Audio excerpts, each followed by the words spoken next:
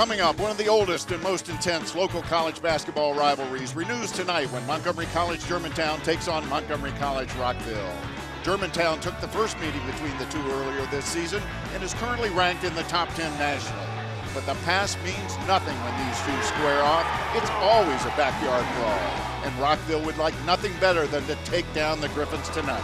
So get ready for some serious floor burn basketball on Montgomery College Television, starting now.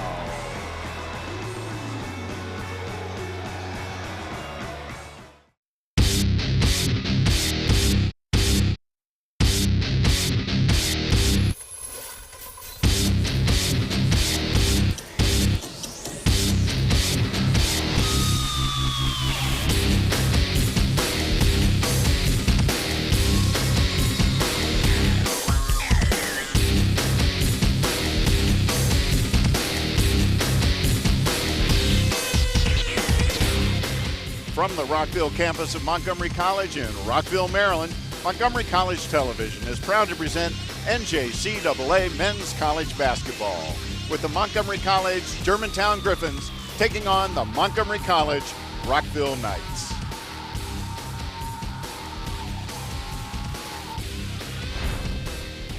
Hello everybody, I'm Michael Brown, and it is my pleasure to welcome in my partner for tonight's game, Joe Thompson. Thank you very much, Michael. It's my pleasure to be here with the entire MCTV production crew, and I hope our viewers out there are warming up their eyeballs right now because it's going to be a fast-paced, back-and-forth game tonight.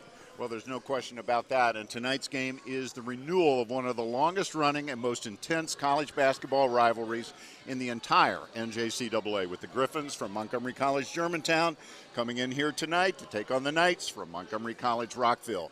This is their second meeting of the season. Yes, it is, Michael, and the first one was the inaugural Battle of I-270, and let me tell you, it definitely lived up to the billing. As usual, the game was intense and played at a fast tempo. Germantown jumped out to an early lead and led most of the game. The Gryphons were up by as many as 10 points, but Rockville dug in and fought back to tie it up at 59 with 12 minutes to go in the second half. The Knights had the Gryphons on their heels, but Germantown then went on a 9-0 run, highlighted by a Josh Dorsey slam dunk to give the Gryphons a bit of a cushion. The Gryphons had balanced scoring with 19 from Donald Williams, 13 from Jonathan Taylor, and 11 from Stephen Griffin, but Germantown's player of the game was Miles Petretti with 24 points, including 4 of 4 from three-point range and 12 rebounds. The Knights were led by Aleem Stewart's 23 points and 13 rebounds, and Tyshawn Reed's 10 points, 10 rebounds, and 3 steals. Rockville made plenty of runs, but never could get over the hump, and Germantown won the first battle of I-270 by a score of 90-82. And these two MC campuses have been squaring off for over 30 years, and as that earlier game this season seems to indicate, there's been a bit of a shift in the landscape. Now, for years, Rockville pretty much dominated things. But over the last couple of seasons, we've seen the tide turn Germantown's way. And the Gryphons have won the last 5 games between these two teams. Even though Germantown has had Rockville's number over the past few years, it's not as though the Knights have been getting blown out. The largest margin of victory in the past 5 meetings was 11 points, so the games have always been closely contested. And before the game, Joe and I had a chance to sit down with both head coaches. We talked with them about the current state of this long-time rivalry. I will definitely not go on record and say I have Rockville's number.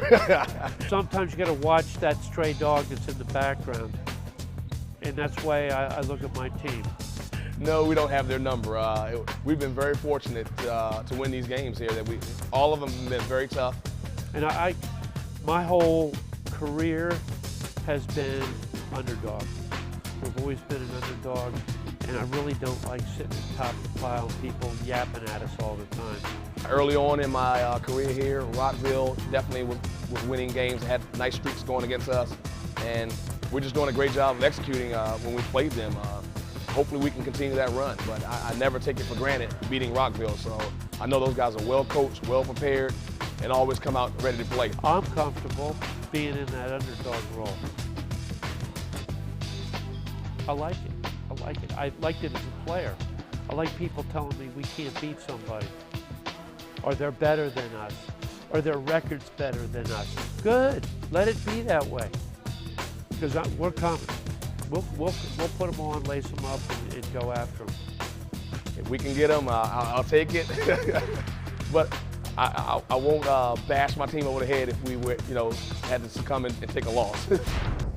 Well, those were some really interesting reactions, Joe, but kind of what you would expect from these two really competitive guys. Yeah, Michael, Coach Xavier Joyner recognizes that in order to be the best, you've got to beat the best. And Coach Steve Hobson has historically been one of the best junior college basketball coaches in all the nation. However, Coach Joyner has won the last 5 games, so he's kind of got that edge right there. On the other hand, Coach Steve Hobson, he recognizes, he's been in the game a long time. He recognizes that the real goal is to get to the Region 20 tournament. That's where he's looking for. But he wants to win this game just as much as Xavier Joyner does. Well, there's no question about that. And as we know from having talked with both head coaches, they actually try to tamp down the intensity of this rivalry when they're talking with their players. Because in truth, it is just one of the 25 or so games that they're going to play during the course of the season. But as we also know, these players don't want any part of playing this game down. They love the intensity of this rivalry. It was an adrenaline rush for that game. Playing against a lot of my friends and stuff, guys I see all the time, so there's a lot of trash talking and stuff like that, so a lot of emotions and stuff in it. So, I mean, it's a dogfight with them. Yeah, the biggest. It has to be the biggest rivalry. Yeah, everybody, even people that I've never even seen at school, be at the gym, or they'll see me on cameras. Yeah, we coming to the game. I didn't even think they knew anything about sports. And they be here, so yeah, it's a big rivalry. It's a big rivalry. So it feels like UNC versus Duke. It's definitely, Montgomery College Rockville is definitely the big man on campus, and Germantown is pretty much the little man on campus, and we definitely trying to put Germantown ahead of Rockville. I think we are doing that pretty well because they haven't beat us in the last couple of years, so we definitely trying to keep that trend going. So we trying to be the big campus now. Once again, this is a big game again for us. Even though coaches say don't just look at the Germantown as the biggest game because every game is big, but to me, I've been here 3 years, and they beat us every year. I've been here, so it's personal to me. And to since though we know a lot of those guys that we played when we were younger, they always talk about, yeah, we got y'all. I need to beat them before I graduate from Montgomery College Rockville. Well, Joe, when the subject of this game comes up, you can see the anticipation of it for the players in their body language, in the way their eyes light up. They're like kids in a candy store. Yeah, from the first time they step on their respective campuses, all throughout the school year, these guys are hearing about this rivalry game from former players, from their present coaches, and from the student body in general. And this game, to both of these teams, is just as important as any game on their schedule. Yeah, it's probably the most important for them during the regular season. And we're just a couple of moments away now from the opening tip. So let's take a quick look at some of the keys to tonight's game. Michael, the first key to the game is stopping the shooters. Miles Petretti was 4 for 4 from three-point land last game and has made more than 50% of his three-point shots this season. But Rockville has some deadly shooters in Booker Rory and Aaron Bean. Whichever team shoots the deep ball well and stops the other team's shooters will have a definite edge in this game. Key number 2, the transition game. Both teams like to score off transition before the defense gets a chance to set up. Scoring easy transition buckets and playing good transition defense will be a big deciding factor in the game tonight. Key number 3, poise under pressure. Germantown likes to run full and half-court presses as well as run and jump traps out of their half-court defense. Rockville will also occasionally apply full-court pressure when they want to speed the game up. The team that handles the defensive pressure and converts it into high-quality shots has a great chance of winning this game. So we'll see if the recent trend continues. Can Germantown make it 6 in a row, or will Rockville rise up and reclaim the upper hand? We're just moments away from finding out, so stick with us. Joe and I will be right back with the starting lineups and the opening tip after this.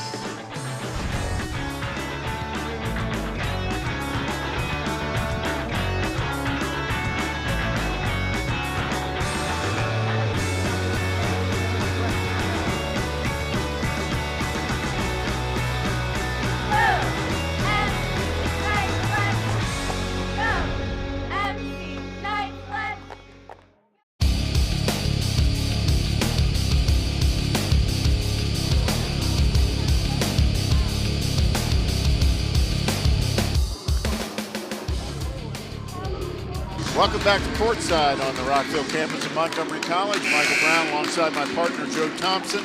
We're just about ready to get the game underway.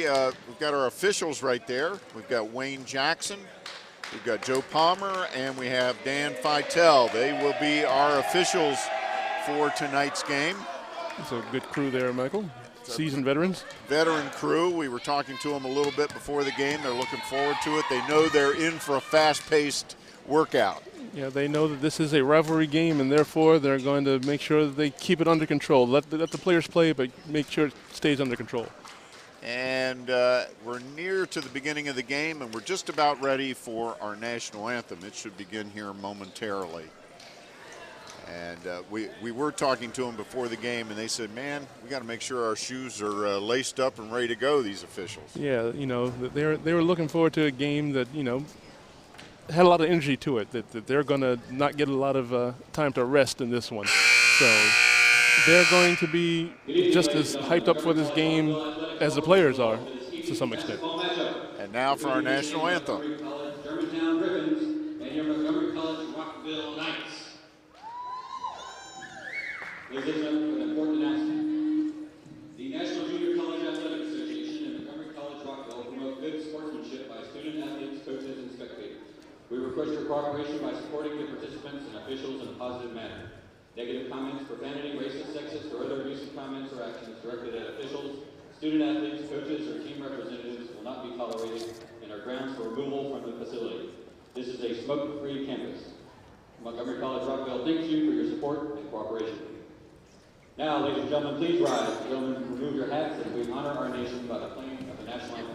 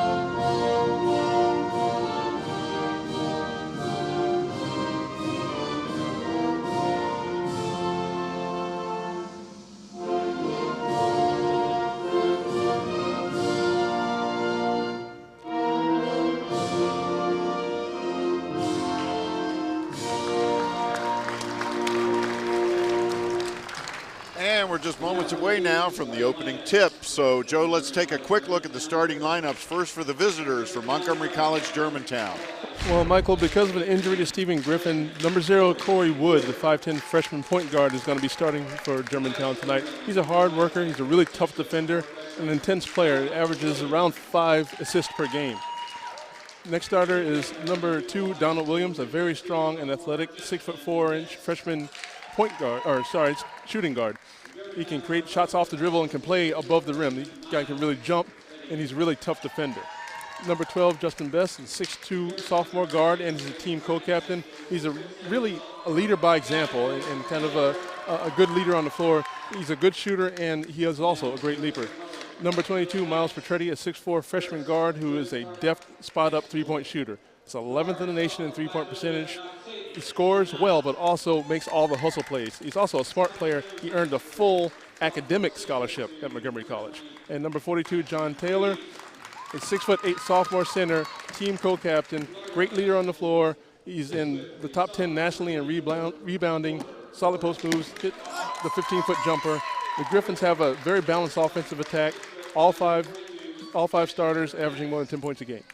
And the Gryphons are coached by Xavier Joyner in his 6th year as head coach. He's assisted by Jimmy Watkins, Aaron Wilmore, James Bryson, and the Gryphons athletic director is their former head coach, Mark Crutchfield. Coach Joyner teaches his team what they call DRE. It stands for defend, rebound, attack, and execute. They really want to dictate a fast tempo and get the other team out of its rhythm. And now let's take a quick look at the starters for Montgomery College Rockville. It seems like Coach Hobson is really switching up his lineup for this game. They're starting Octavius Hennett, their regular 5'10" sophomore point guard. He does most of the ball handling, good outside shooter and penetrator. Number 20, Tyshawn Reed, a 6'2" sophomore guard forward. He's their best defender. He drives to the basket well, but he has a little trouble with his shot selection sometimes. Number 24, Booker Rory Jr., a 6'2" sophomore guard forward, a deadly shooter with range up to 30 feet. Number 42, Dexter Batts, 6'5" sophomore forward, a physical presence and intense player for Rockville. And John Kelly, a 6'7" sophomore. He is the center of the team, a defensive eraser down low. And we're all set for the tip, and there we're off. Germantown wins possession.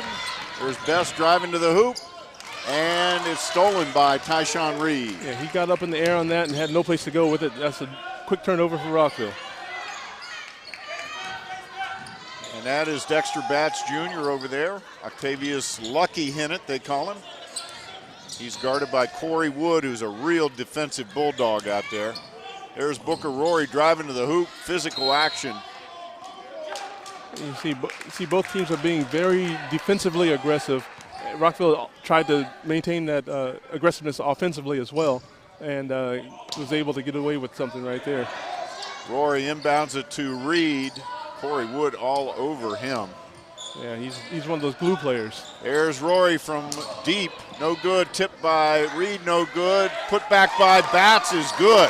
Yeah, that's what I was talking about. He's inserted into the lineup because he provides that intensity, that hustle play, that physical presence that Rockville's going to need in this game. He will go to the glass. Corey Wood running the offense with Stephen Griffin on the sidelines. Got a bit of a back injury. He's the normal setting starter. up a play right here. They try to go with the alley-oop right there. There's Petretti driving, no good. And rebound is going to be retained by Germantown. What Germantown often tries to do is to get the ball on one side of the court and set a back pick for the guy in the wing for an alley-oop on the backside. Rockville, obviously these two teams know each other really well. They sniffed it out. They weren't able to run that play. Both teams are very well scouted. Of course, they're just a few miles apart.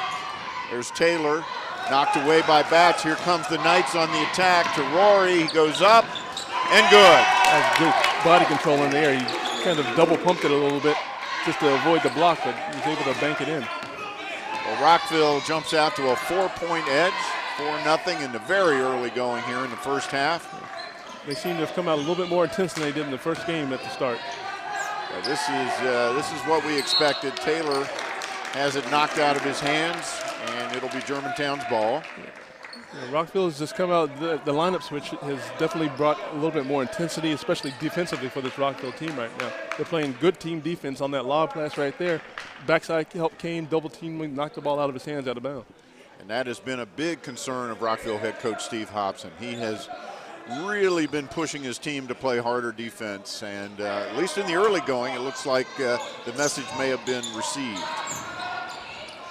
And there's another steal by Reed. Actually, it's a battle on the floor. There's some of that floor burn basketball we talked about. Here's Batts, drives all the way to the hoop, and it's in and out, no good. But he'll be going to the line to shoot two. It just shows you how seasoned the coach that Coach Hobson is. He's putting in the players who give him the best chance of winning this game. You know, Dexter Batts comes in, he gets some good defensive stops, some good rebounds, drives to the basket, draws a foul right there. Timeout on the floor. And while we have this opportunity, we'd like to mention that this game and other past Montgomery College athletic contests are available as podcasts at the Montgomery College Podcast Directory. Go to podcast.montgomerycollege.edu. There you'll find a wide range of Montgomery College sports programming, arts programs, college news, educational programs, all available as podcasts and streaming video. And Joe, did you know we also have a channel on YouTube? Now, Michael, I don't know many things, but I do know that. Our viewers can visit the Montgomery College YouTube channel at www.youtube.com/Montgomery College to watch and learn about some of the great things happening at Montgomery College. And when you get to either the MC YouTube channel or the MC Podcast Directory, you'll find numerous links to MC TV programs like the past soccer, basketball, baseball, and volleyball games that we've done. And you can also view lots of other shows that we produce, like State of the Arts, MC Green, The Locker Room, and many more. Once again, that's www.podcast.montgomerycollege.edu. or www.youtube.com/Montgomery College. Back to action. Bats made 1 of 2 from the line. 5-0 Rockville lead. And Rockville tried the little half-court trap right there. Got Germantown a little bit out of sorts, caught them off guard right there, but Germantown was able to pass their way out of it, get it down low, and draw a foul. I think it's on Dexter Batts down low. One thing we did not see much of in the first game was Rockville pressing. So they've come out and shown that early. There's Best from 3, too long, rebound Booker Rory. Here comes Rockville on the attack. Rockville was able to get that defensive rebound, but they didn't block out very well. Tyshawn Reed loses the ball to Best. And I said it early in the lineups that sometimes he can get a little bit out of control and get in trouble with his shot selection and some of his passes. Petretti from 3, in and out. He did not miss a 3 in their first meeting. All the way down to Michael Johnson, who is now in for Rockville, and he scored. Michael Johnson is 6th man off the bench for Coach Thompson for the Rockville Knights, and he is a good player. He just needs to play consistently well.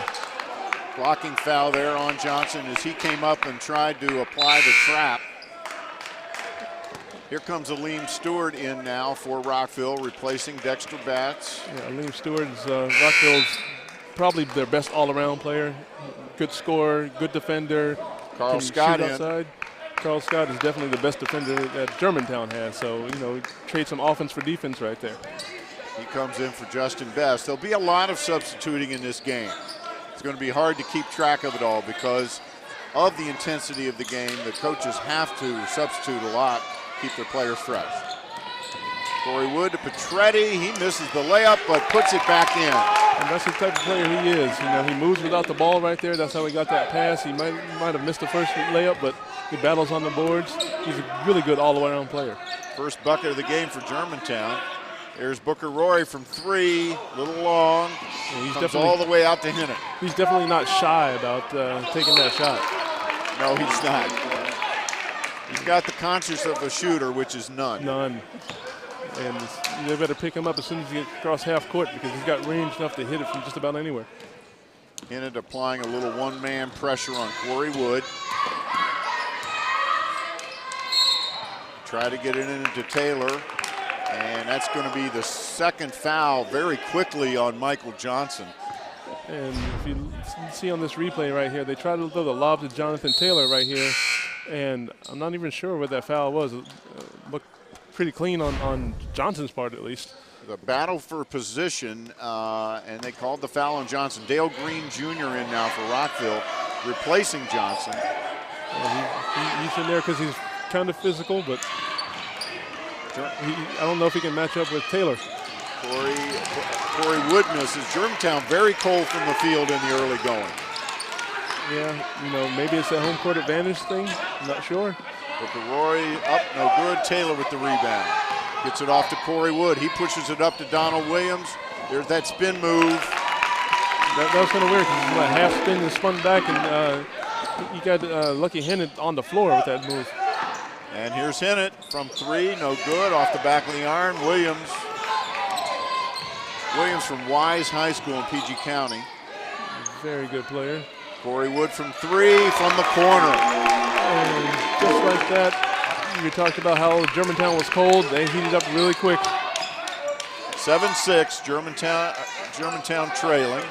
Dale Green Jr. He puts it up, no good. Dale Green described as an older guy by Coach Hobson. He's just learning the system. He's getting better every day, according to the coaches. And you see there he's aggressive, both offensively and defensively. He's got a good, strong body, so he can take some punishment like that and give some too. Well, Coach Hobson said he was very aggressive and a good rebounder, and he's raw. He's raw, but he's coming along. Okay, now we've got Ed Porter coming in for Rockville. I think he came in for Booker Rory. Came in for Booker Rory Jr. And the second one is no good. Score remains 7-6. So Dale Green misses them both.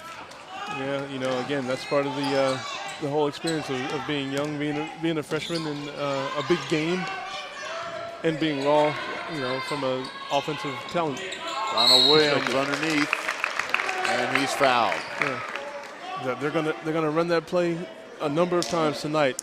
They ran the little backdoor, back pick, alley-oop type pass. He wasn't able to catch it and finish right there, but he was able to gather himself, and draw a foul underneath. Foul on Tyshawn Reed. Donald Williams misses the first. Yeah, foul shooting isn't going so well for either team so far. And that's surprising because Germantown in the most recent national rankings was ranked first in the country in foul shooting, which is a big change for them. This is a team who the last couple of years, that foul shooting has really been their Achilles heel. Yeah, Coach Joyner has got them in the gym shooting repetition after repetition after repetition, and it's really shown in the percentage of the year. It hasn't shown up in this game so far. Darren Ball now in for Rockville, as well as number 4, Aaron Bing is in for Rockville. So they're going to the bench early and often. And Germantown came out in the 1-2-2 full court press, and Rockville was able to break it initially, but if it leads to a turnover on the other end, that's an effective press. And now Rockville showing press. Darren Ball in for Rockville from John F. Kennedy High School. He's on Corey Wood. Normally a starter for Rockville, but Petretti battling hard against Stewart. Petretti battles again, and this tip, Williams tip, no good.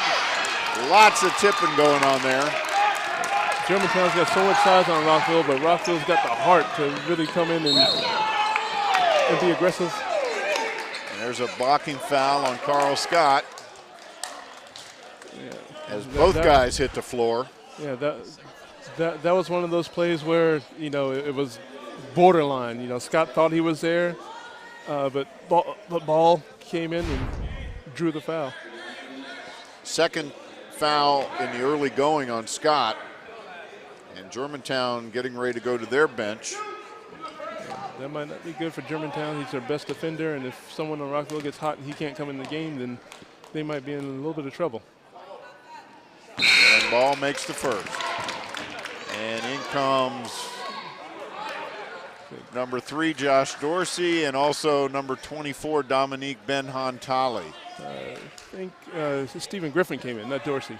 All right, He's their normal point guard, and he's had some back issues in the last couple games, so that's why they had him coming off the bench and trying to get him warmed up for this game, especially this game.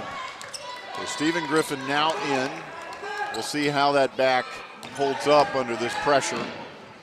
First play gets it down to Taylor for the easy bucket. Well, I say that back's pretty warm right now. You can see he took his guy off the dribble, drew the defense.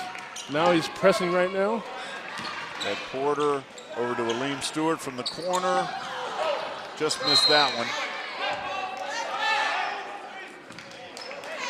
And it'll be out of bounds, Rockville. Yeah, Aleem Stewart had a good open shot there.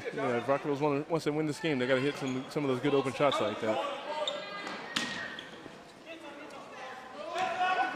Ed Porter, they call him the Bulldog.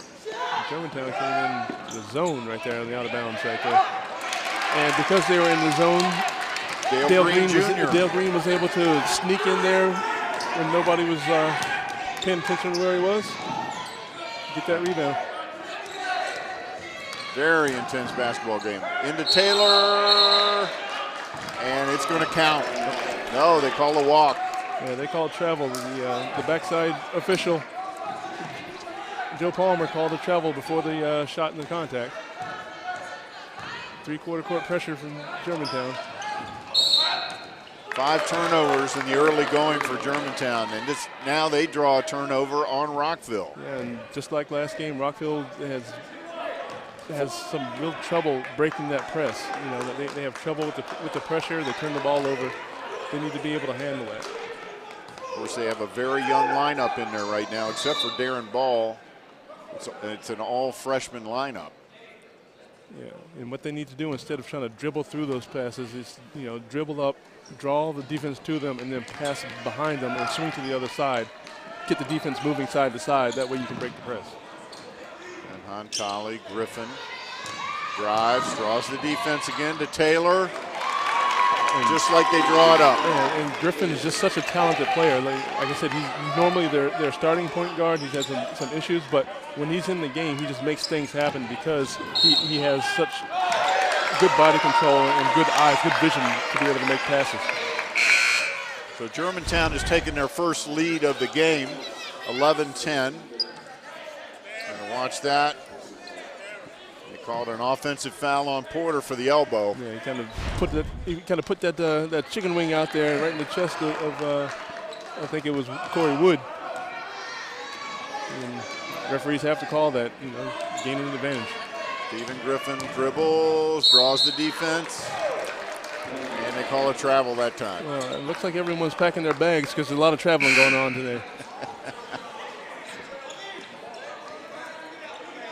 Dale Green Jr. Got Josh Dorsey now in for Germantown. So the entire Germantown team has played, and pretty close to the entire Rockville team has played already in the very early going. We still have 12:55 to go in the first half. There's Stewart taking it to the hole, no good. Yeah. And Dorsey comes out of there with it. Rockville did a good job of breaking the press. Oh, and there's a turnover. There's Darren Ball against Ben Hontali, takes it all the way himself, no good. Yeah, he did a poor job. He didn't space the floor enough. He dribbled straight down the middle of the floor instead of moving out to the wing and make the guy decide which one to guard. Dorsey, and that's a turnover. He turned the ball over. Yeah, there's a lot of turnovers here this game from not just the passing type of turnovers, but the travels and the carries.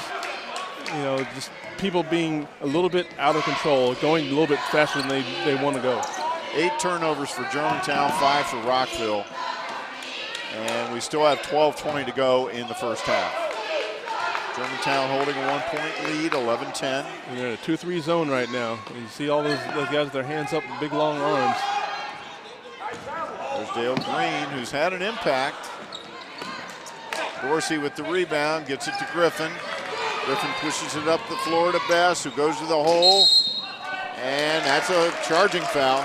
And that's Lucky Hennon, who takes an inordinate amount of charging fouls for a guy his size. Normally those guards aren't the ones, it's usually the backline players. The guys in the front court who take more charges, but somehow he defensively is in the right place at the right time to take that charge, which is one of the best defensive plays in basketball. You get the ball back, you get a foul against the other team. Can't do better than that defensively. Up to Rory, he takes it to the hole, and he's fouled by Dennis Adecki, number 5, who's in the game for Germantown. And just as we suspected, this is a game that's going to be full of fouls, full of aggressive plays. And it's not fouls from non-aggression. These are fouls from people really going after it hard. So Booker Rory Jr. at the line. He's a freshman from Largo High School, and he makes them both. Yeah. He is the best shooter on the team, so it makes sense that he'd make both free throws, right? Rockville reclaims the lead. There's Adecki off the feed by Gryphon. So another fine assist by Gryphon. Gryphon's got eyes all over the place. He can find anybody he wants to whenever he wants to. Ed Porter challenges the big guys. There's Batts, and he's going to go to the line. And it seems like Germantown, instead of playing good defense and blocking out, they're just swatting at the ball. And when you swat at it like that, you get out of position to be able to rebound, which is why Rockville, which is a shorter team, is able to get some of those rebounds. And that's a timeout on the floor. Joe, we've been talking all game along about both head coaches and the success they've had over their long careers at MC, but I think the accomplishment they're probably most proud of is how many of their athletes they've sent on to play at 4-year schools and, most importantly, graduate from those 4-year schools. Here's a quick look at just some of the players that Xavier Joyner has sent on to the next level. And Coach Joyner has a really good track record of sending players to 4-year programs, 11 players in 6 years as a head coach. And the last 5 names on the list you see are last season's starting lineup for the Gryphons. That's quite an accomplishment for those guys. That sure is. And here's a look at just a few of the players that Steve Thompson has sent on to four-year school. And this is just a really small sample of the long line of Coach Hobson's players, both from Germantown, his days at Germantown, and at Rockville, who've gone on to four-year institutions.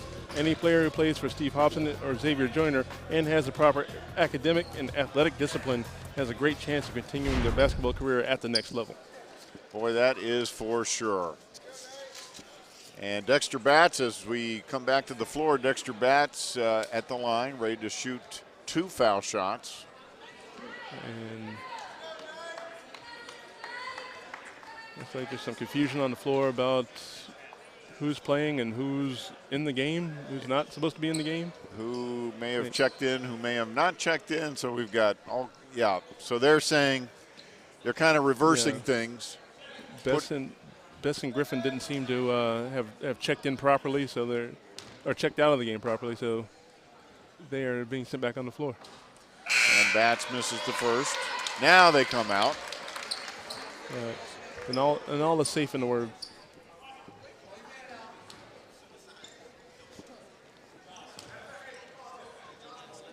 And here's Batts' second shot, and he makes that one.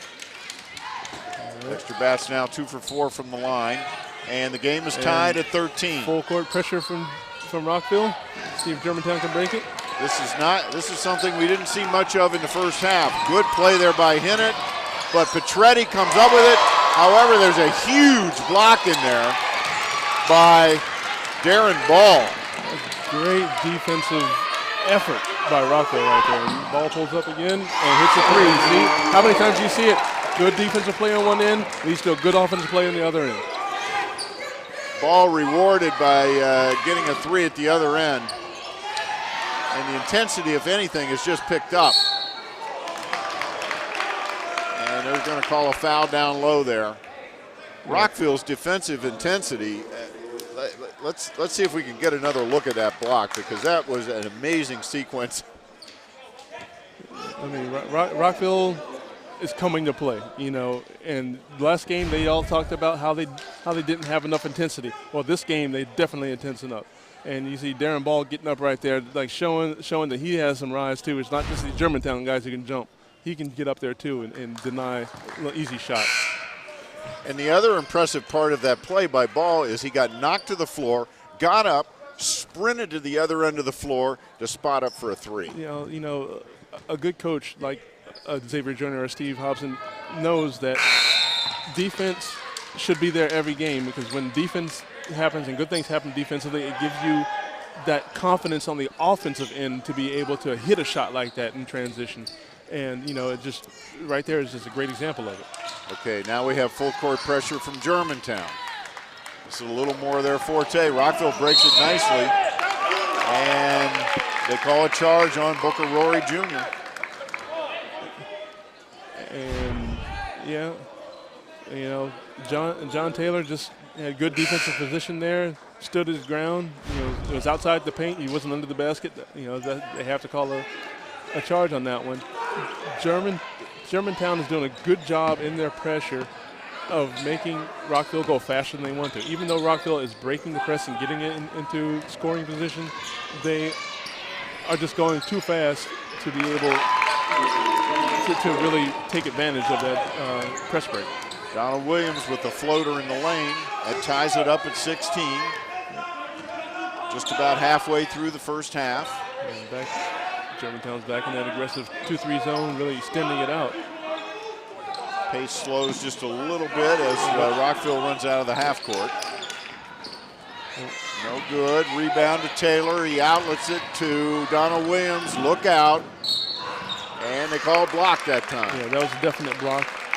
Octavius Hinnett, again, he tries an enormous an extra number of trying to take those charges, but he just wasn't there. He wasn't in position. He moved underneath Donald Williams.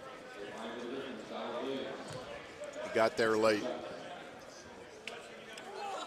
Head coach Steve Hobson talking to the officials, pleading his case. I don't think he had a case on that one. No, I don't think so either. Donald Williams with the first, and he makes it. And that was a stroke that more exemplifies Germantown's free throw shooting percentage right there. That was as pure shot from free throw line as you'll ever see.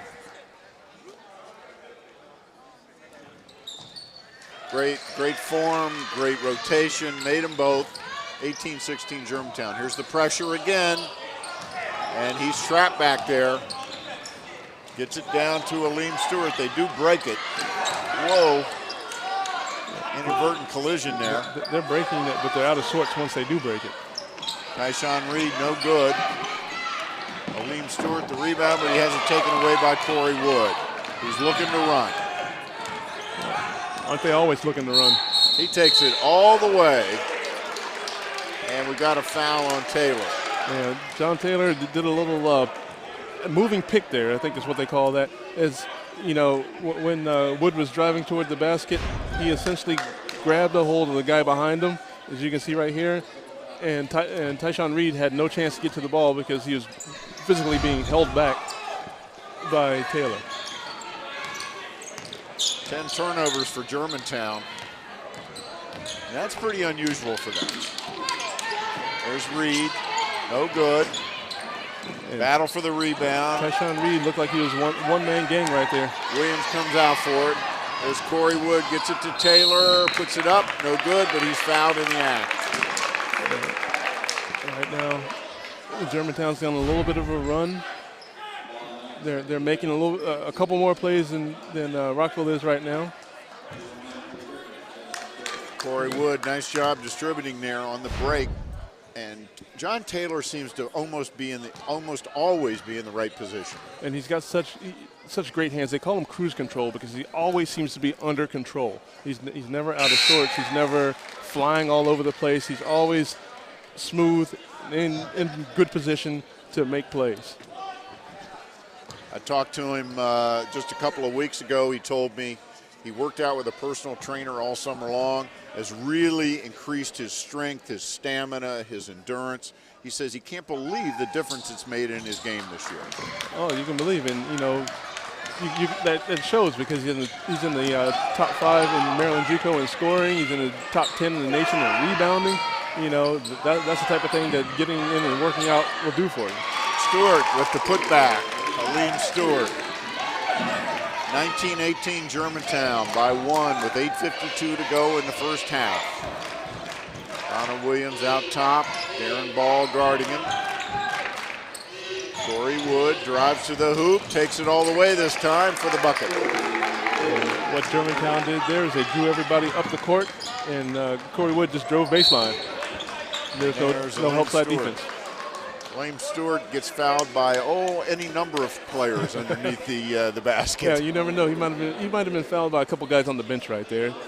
There's a lot of guys underneath there crashing into each other.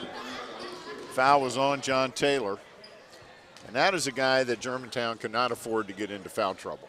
No, he got into foul trouble the first game as well. He had 3 in the first half in the first game between these two teams, and he's a, you know, obviously physically, but also just emotionally and from a leadership standpoint, a big player for the Germantown team. Yeah, he's their confidence builder. I mean, he's such a leader out there on the court, and we've got another little conversation going on here with the officials and the scorers table. That's Wayne Jackson, the lead official, the crew chief. As Rockville's at the line, they're currently 6 for 10 from the line so far in the first half.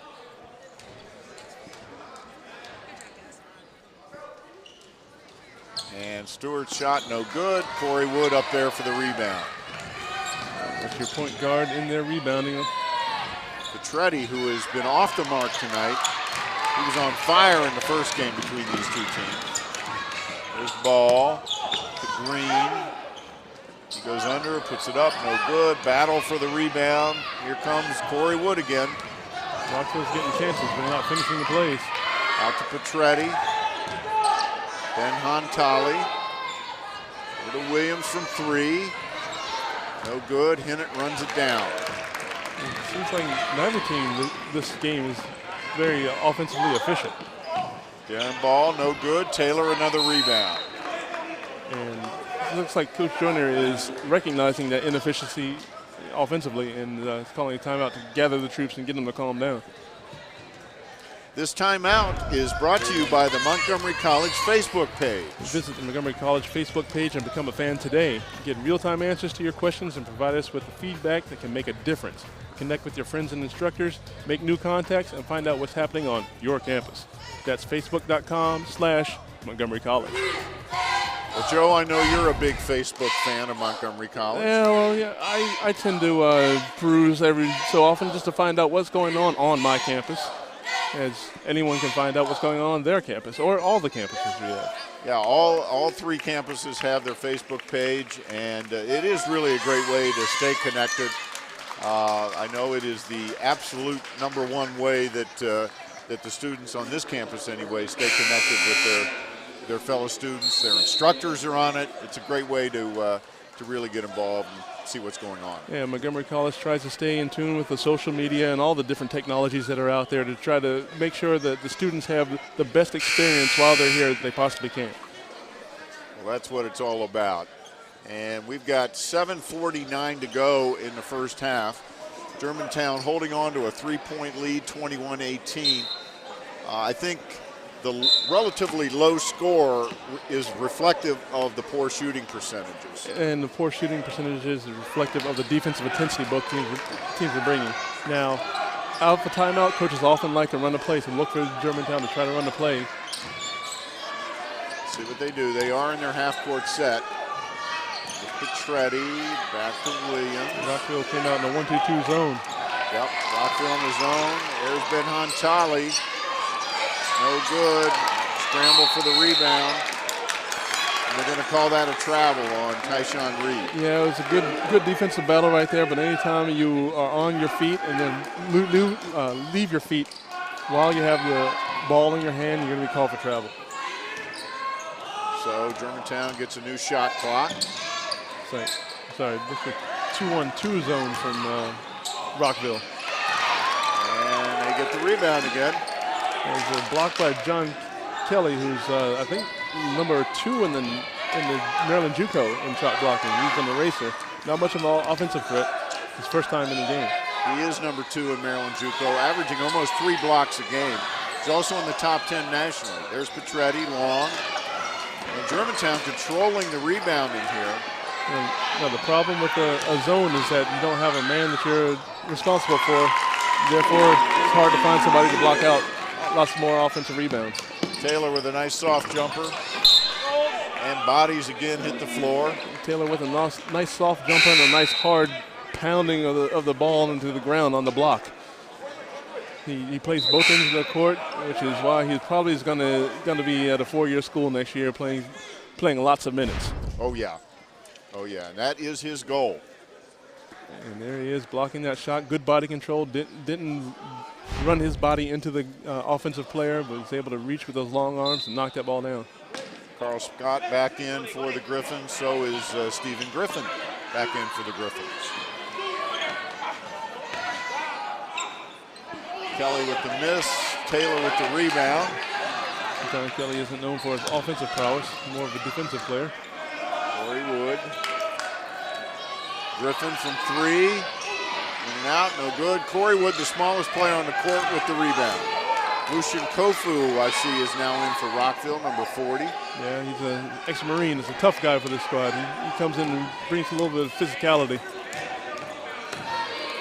Served a couple of years in the Marines.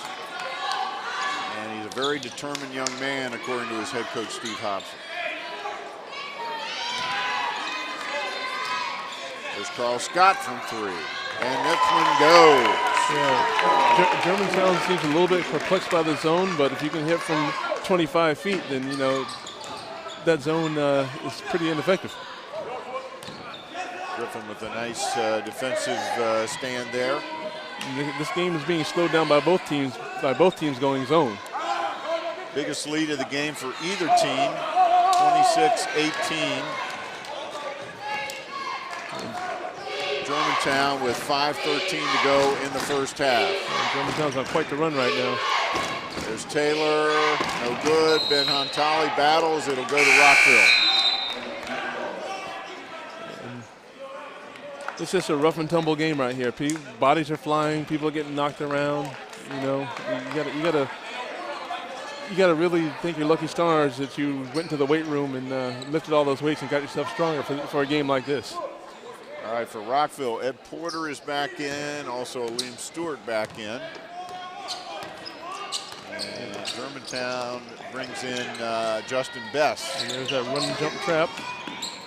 There's Ed Porter. Nice move, nice hang time. Nice up and under, avoided the Petretti block, and was able to scoop on the other side. He's one player that Steve Hobson just loves coaching, loves his energy. There's Petretti. He is off from 3 tonight. Yeah, Petretti is off. He definitely doesn't have the feel for it like he did last game. I don't believe he's hit one yet today. He's 1 for 9 no, from 3. He's hit 1. He's 1 for 9 from 3. There's a up and under right there by Edward Porter. He's really strong player for a guy his size. Good body control on that shot. Edward Porter out of Portsmouth, Virginia. He's a general studies major.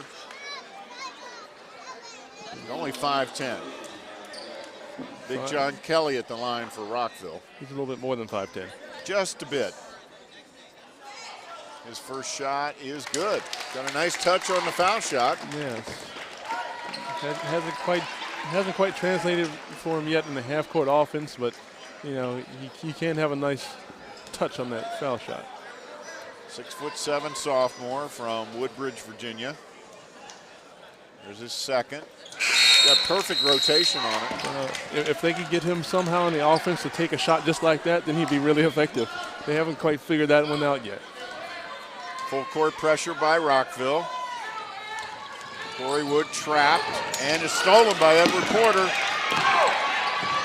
Oh, he traveled. Yeah, he's trying to get a little bit too fancy right there. A little one bunny hop too much. Well, he didn't have the numbers either, Joe. No, I mean he's trying to be aggressive, trying to make the aggressive play, but you know he might have been better off pulling it out and running the offense. And Rockville pulls the turnover. Nice save there by Aaron Bing. It seems that neither team, you know, one of the keys to the game was handling the pressure and poising the pressure. Neither team is really handling the traps and the pressure very well. Porter, nice dish to Aleem Stewart. And just like that, Rockville made a comeback, got the game within 2. Right back in it. Stewart picks up a foul. It's a definite game of runs. Both teams with 9 team fouls. Got 4:01 to go in the first half. And it's a 2-point game. And so far, Rockville's played a better game than they did last time, the first half. Most definitely. They're being more aggressive. They're matching the intensity that Germantown brings on a nightly basis. And they've got a little bit of the home court advantage. I mean, the stands are pretty full back behind us. Yeah, and considering that classes are not in session yet, this is a great turnout, but it's a great game. It's a great game that we're seeing here tonight. A lot of fun to watch. It's got to be a lot of fun to play in. Boy, that's for sure. Here's Stewart. Over to Green. Green puts up a floater. That was nice body control. He gave a pump fake, got the defense off the feet, drove in from a nice little 10-footer. There's Griffin driving, blocked by Kelly. Clean block inside to Griffin, but there's Donald Williams to clean it out. Oh, John Kelly's flying in, blocking shots, but persistence. Germantown has that persistence. 30-26 Germantown, 3:24 to go in the first half. Williams almost stole it from Bing. There's Stewart, and he walked. Bodies just flying all over. Yeah, and feet are flying all over too. I mean, it looks like everybody's dance card is full because they're trotting all over the place, foxtrot and waltzing and everything else. Well, we talked about floor burn basketball in the open, and some people might have thought that was an exaggeration, but I think we've proved otherwise here. There's Williams again. There's Germantown showing some of that poise. They figured out a way to break that press, and they're effectively utilizing that for 2 easy layups by Donald Williams. Twice in a row they ran that successfully. There's Porter, he has it slapped away, but Darren Ball picks it up. 2:43 to go in the first half. It's a 1-3-1 zone by Germantown. Rockville hasn't figured it out yet. Ball from way outside, no good. Run down by Aaron Bing, but he steps on the line. It's good hustle by Bing. Often when you have one of those long-range shots, it gets to be a long rebound like that. Bing ran it down, but ran out of real estate there. Germantown slows the pace a tad. This is a rare thing here we're seeing. They were actually walking the ball at the court. Alley-oop to Williams, no good. And again, they're going to try that over and over again, but these teams know each other too well. They know that it's coming. And there's a foul on Rockville. And we've got a timeout. No, I thought we had a timeout on the floor. We don't. We have a substitution. Carl Scott comes in for Ben Hontali. Aaron Bing sits down for Rockville. Lucky Hinnett comes back in.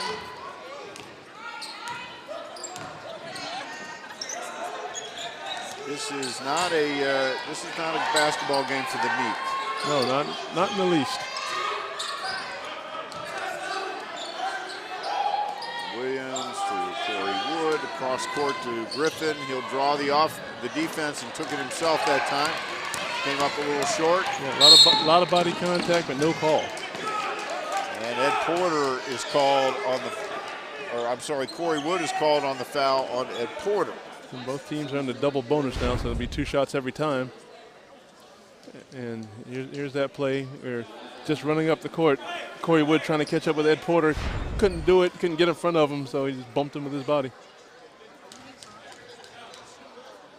Stephen Griffin, on the other hand, on his drive to the bucket, bodies went all over the place and nothing was called. So, yeah, I mean, the officials have a different vantage point than we do. Absolutely. They see things that we can't. So you can only criticize so much, I would suppose.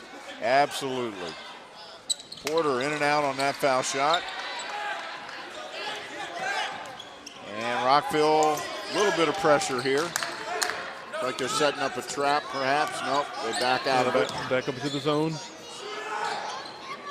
Petretti from the corner. He's going to keep trying. He's got that one. Yeah, and if you keep firing it up, eventually it'll fall. You'll get that feeling. Darren Ball all the way down, no good. Rebound to Griffin. He pushes it up. He takes it himself. No good. This is the type of game that Germantown wants. This type of game that Rockville wants, but Germantown might just be a little bit better at it. And Steve Hobson, you could hear him from over here. He thought that was a foul on Carl Scott on the play there that we're going to get a look at. Carl Scott actually did a good job of going straight up, keeping his hands up, not swatting down. That's why there was no call there.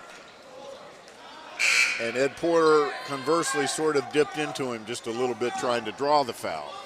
Yes, he did. But that was just good defensive discipline. That's probably why he's the best defensive player on the Germantown team. Just over a minute to go in the first half. There's Porter from 3. No good. Out of bounds. So Germantown very quietly and very quickly has built an 8-point lead here, Joe. Yeah, again, it's a game of runs. Germantown gets up, Rockville catches up, Germantown gets up again. Let's see if Rockville can catch up again. Josh Dorsey in for Germantown, replacing Stephen Griffin. Keep in mind, has been playing with that bad back. There's some good defense by Rockville. Tyshawn Reed to Hinnett, and we've got a blocking foul. No indication on whether or not the shot counted or not. Yes, the shot does count. And that was good for Rockville, trying to get some momentum going into the locker room at halftime if they can. So Tyshawn Reed, in the first meeting between the two teams, had 3 steals, and he's had at least a couple tonight. Well, he is a pretty lockdown defender for this Rockville team. This is the free throw. He reads those passing lanes very well, according to his coaches. Germantown looks like they're going to set up for the last shot. We've got just under 20 seconds to go now in the first half. Corey Wood. 12 seconds. Looks like this will be a double screen in the corner. Rockville sniffed it out. Here's Donald Williams going to drive, puts it up, and it comes out. Blocking foul on Reed with 5.3 seconds to go in the first half. And Germantown tried to set up a Petretti for a three-pointer. Rockville sniffed it out, so Donald Williams just made something happen. He's a good player to be able to make his own shot, and that's what he did right there. He didn't fall, but he goes to the line for two. He does miss his first one. And to save the possibility of another foul on Jonathan Taylor, he comes out, and Ben Hontali comes in. Good move there. Williams 3 for 5 from the line so far tonight. And Rockville counters with Booker Rory, maybe a quick three-point shot. And he makes the second. 5.3 seconds to go in the first half. Rockville pushes it up the floor, trying to get a shot. There's Stewart from three, way too long. Porter with the rebound, and that is the end of the first half. Our score at the end of the first half, Montgomery College Germantown 36, Montgomery College Rockville 29. Joe and I will be right back with a special halftime interview after this.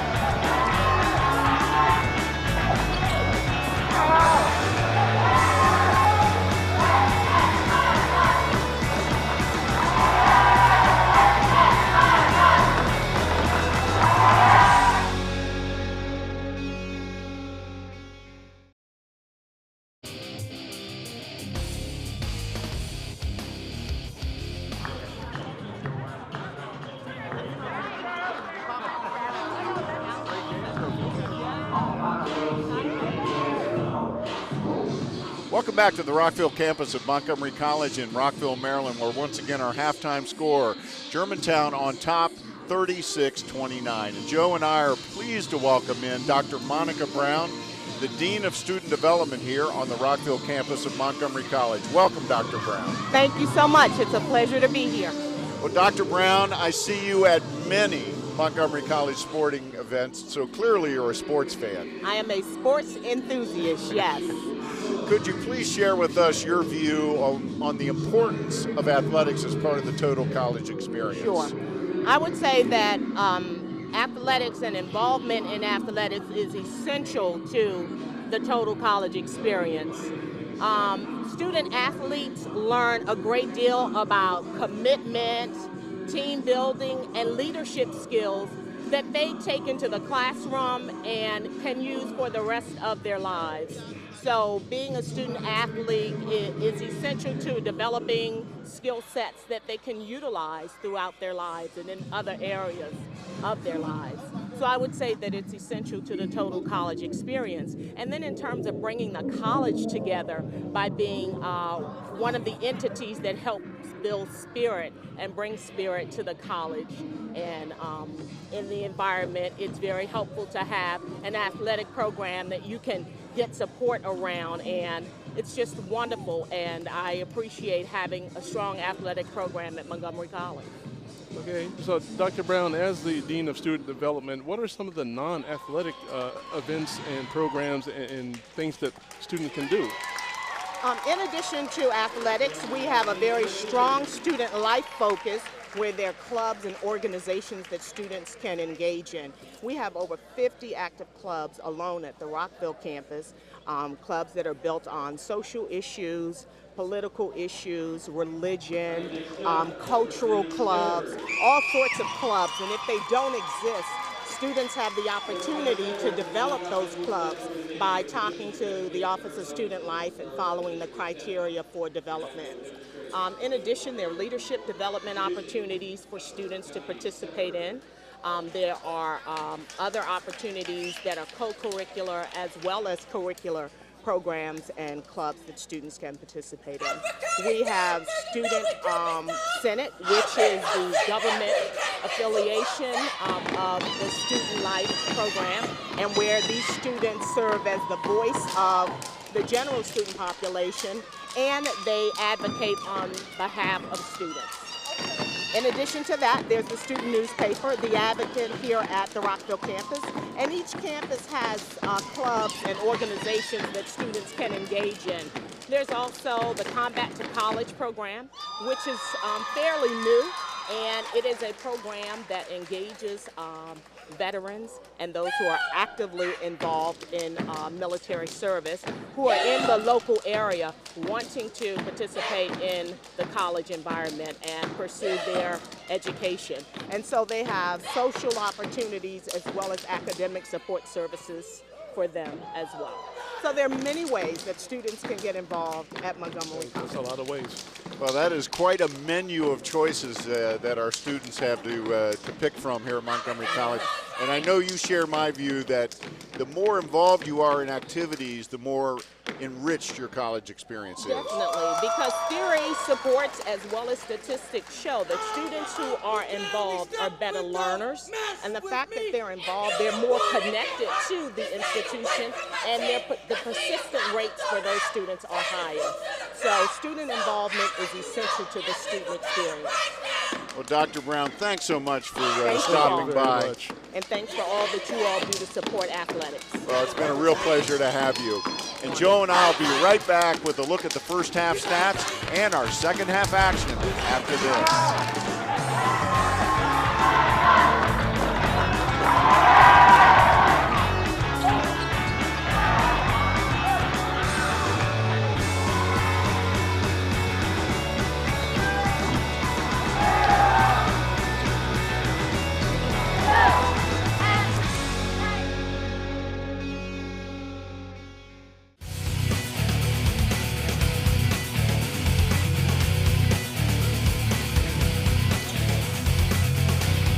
Welcome back to Courtside on the Rockville campus of Montgomery College. Michael Brown alongside Joe Thompson, where once again our halftime score, Montgomery College Germantown 36, Montgomery College Rockville 29. Joe, let's take a quick look at the first half stats before the second half gets underway. Well, Michael, you see the first thing that sticks out to me is the two-point field goals. They're pretty even. Three-pointers, Rockville is 1 for 12 on from the three-point line, where Germantown is 4 from 11. Not that Germantown is shooting lights out, but they're shooting way better than Rockville is right now. 14 turnovers for Germantown. They're not handling the pressure as well as Rockville is. And from the free throw line, Germantown is 8 for 12. They are first in the nation. It shows right there. But Rockville is 8 for 17, less than 50% from the free throw line. That could make a big difference in this game if Rockville can start hitting those free throws. You know, which the number of times they've gone to the free throw line shows that they're being really aggressive. But they need to hit those free throws in order to, make this game a little bit closer. Germantown's Jonathan Taylor, 7 points, 5 rebounds. He's, doing yeoman's work, being a tough guy, being, the eraser on the defensive end, especially at the back end of the press. He's got 2 fouls. He needs to, make sure he stays out of foul trouble. Germantown's got a good shot to win this game. Nobody has more than 2 fouls in the game for either team, so no one in serious foul trouble at the moment. But at the pace this game has been played, the physicality of this game, it wouldn't surprise me if we ended up with a couple of players in foul trouble. Both teams did end the first half in the double bonus situation from the foul line. And, as the game progresses on, you get into the second half and deeper into the second half, it gets that much more crucial to both teams. Therefore, it can get more physical, more fouls can be called, and we'll see, who can keep their guys out of foul trouble and who can hit their foul shots as this game progresses. Well, right in front of us is Michael Johnson. He was one who picked up 2 quick fouls in the first half, and he's going to inbound it for Rockville. We see Lucky Hinnett out there, Booker Rory, Dexter Batts, and Darren Ball for Rockville.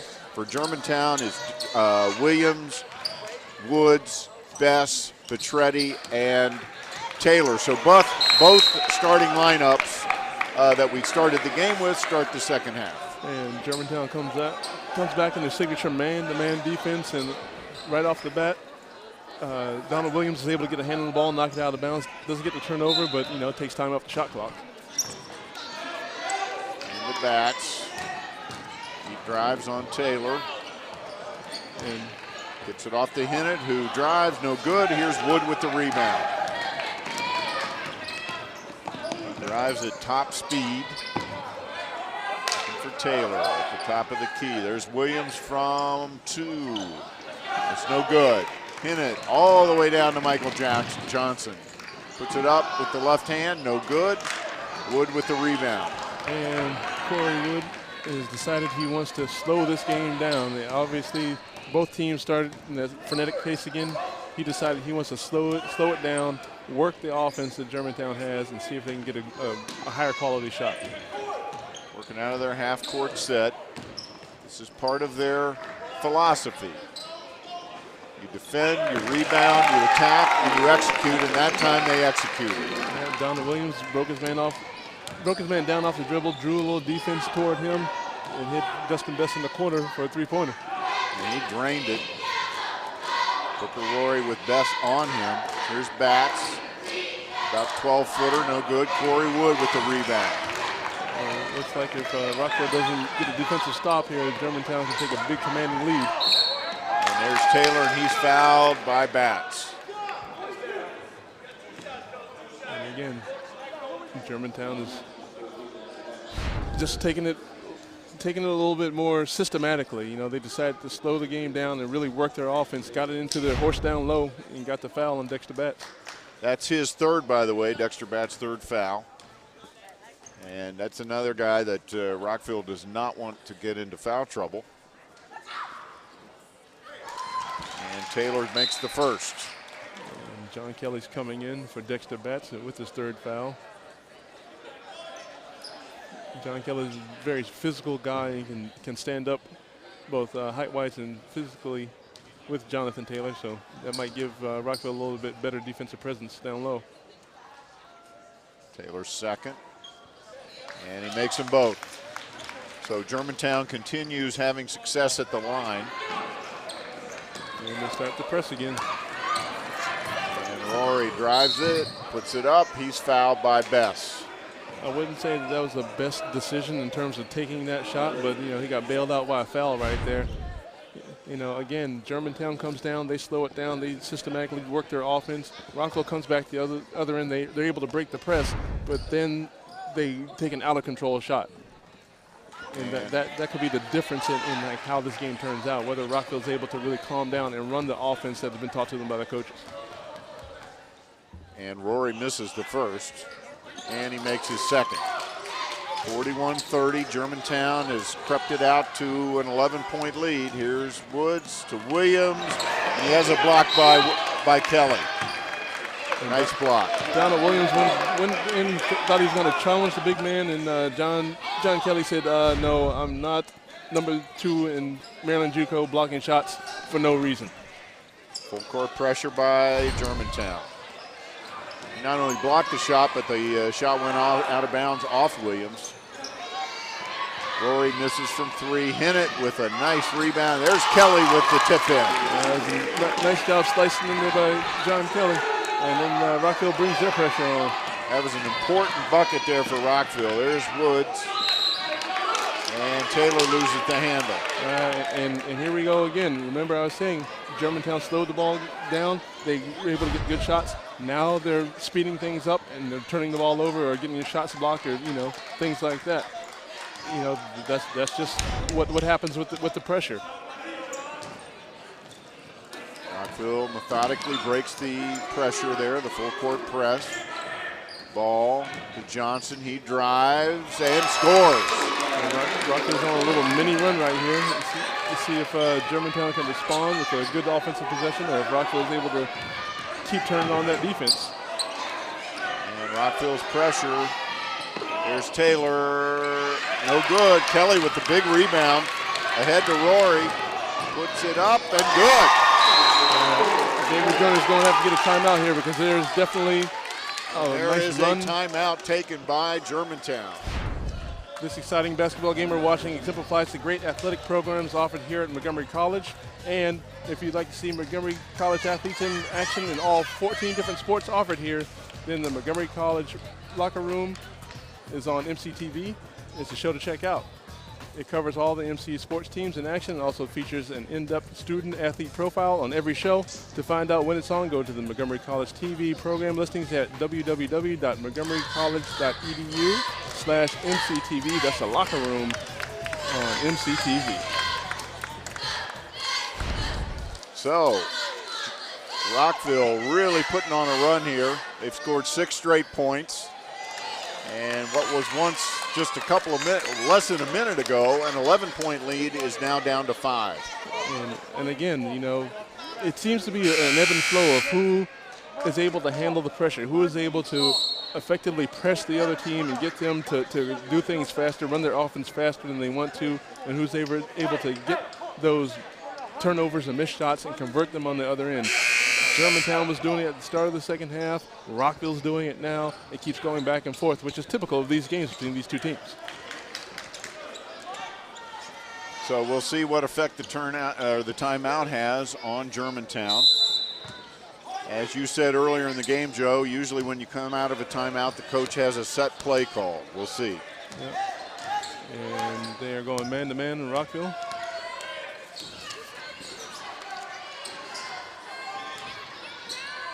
And there's Taylor, he misses. Yeah, he thought he got fouled, but at that size and his strength, he should be able to drive through that foul and continue. Johnson took it strong to the hole, but had it partially blocked. And Williams. And that was a shot that Germantown needs to break that streak. Maybe start one of their own. Johnson from the corner, no good. He's obviously feeling it. Taylor ahead to Best. And that's a charging foul on Best. Hey, and guess who's there? Lucky Henry. I guess that's why he's lucky. He's always Boy, he took a hard hit that time. You can tell he is. Yeah. And maybe he's not as lucky as his nickname is, but you know he's a good defensive player. He always balances it forward defensively and gets back for Rockville, and because of that, he takes a charge and sometimes takes a beating. Well, he took a beating that time. You could see him wincing. He's a tough one though. From Gwynn Park High School.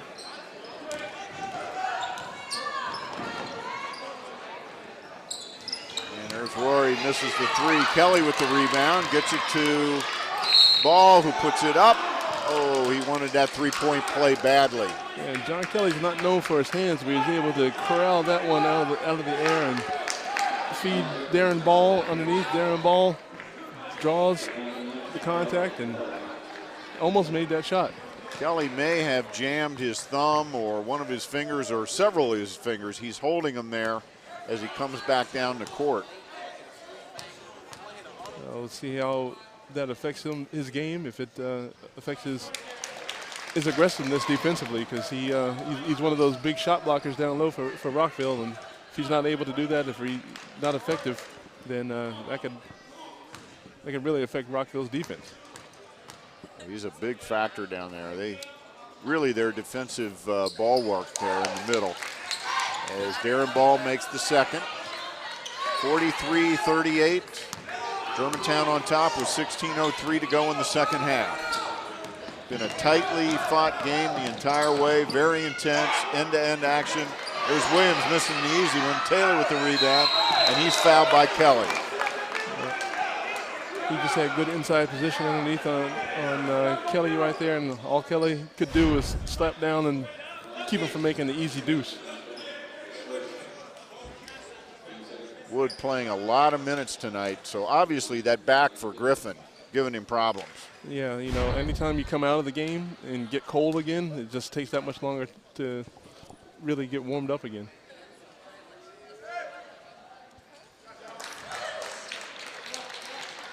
And on that last play right there, there's an easy, Corey Wood made a nice drive to the basket and nice dump off down low to Donald Williams, who really missed an easy two-footer, but got bailed out by John Taylor underneath. And Taylor makes the next. He's 4 for 6 from the line tonight. The way he's been playing, he's well on his way to being an All-American. There's Johnson. Back out to Hennett. He drives, gives it to Rory from the corner. No good. And it's like the foul's going to be on Corey Wood. Yeah, Corey Wood at 5'10", trying to get the 6'2", 6'3" Michael Johnson. Couldn't handle him. There's Johnson in the lane. Had a nice move, but it didn't fall. There's Hinnett, puts it up, no good. Taylor with the rebound. Good battle by Rockville, not able to corral the ball enough to take a good on-balance shot. Good trap, but he gets out of it. Griffin back in. We just talked about him not playing as much, but he's back in. Petretti also in, but there's a turnover. Yeah, see Griffin came in cold, lost his balance right there, threw us the ball, trying to hit Petretti for a three-pointer, but ends up throwing it over his head.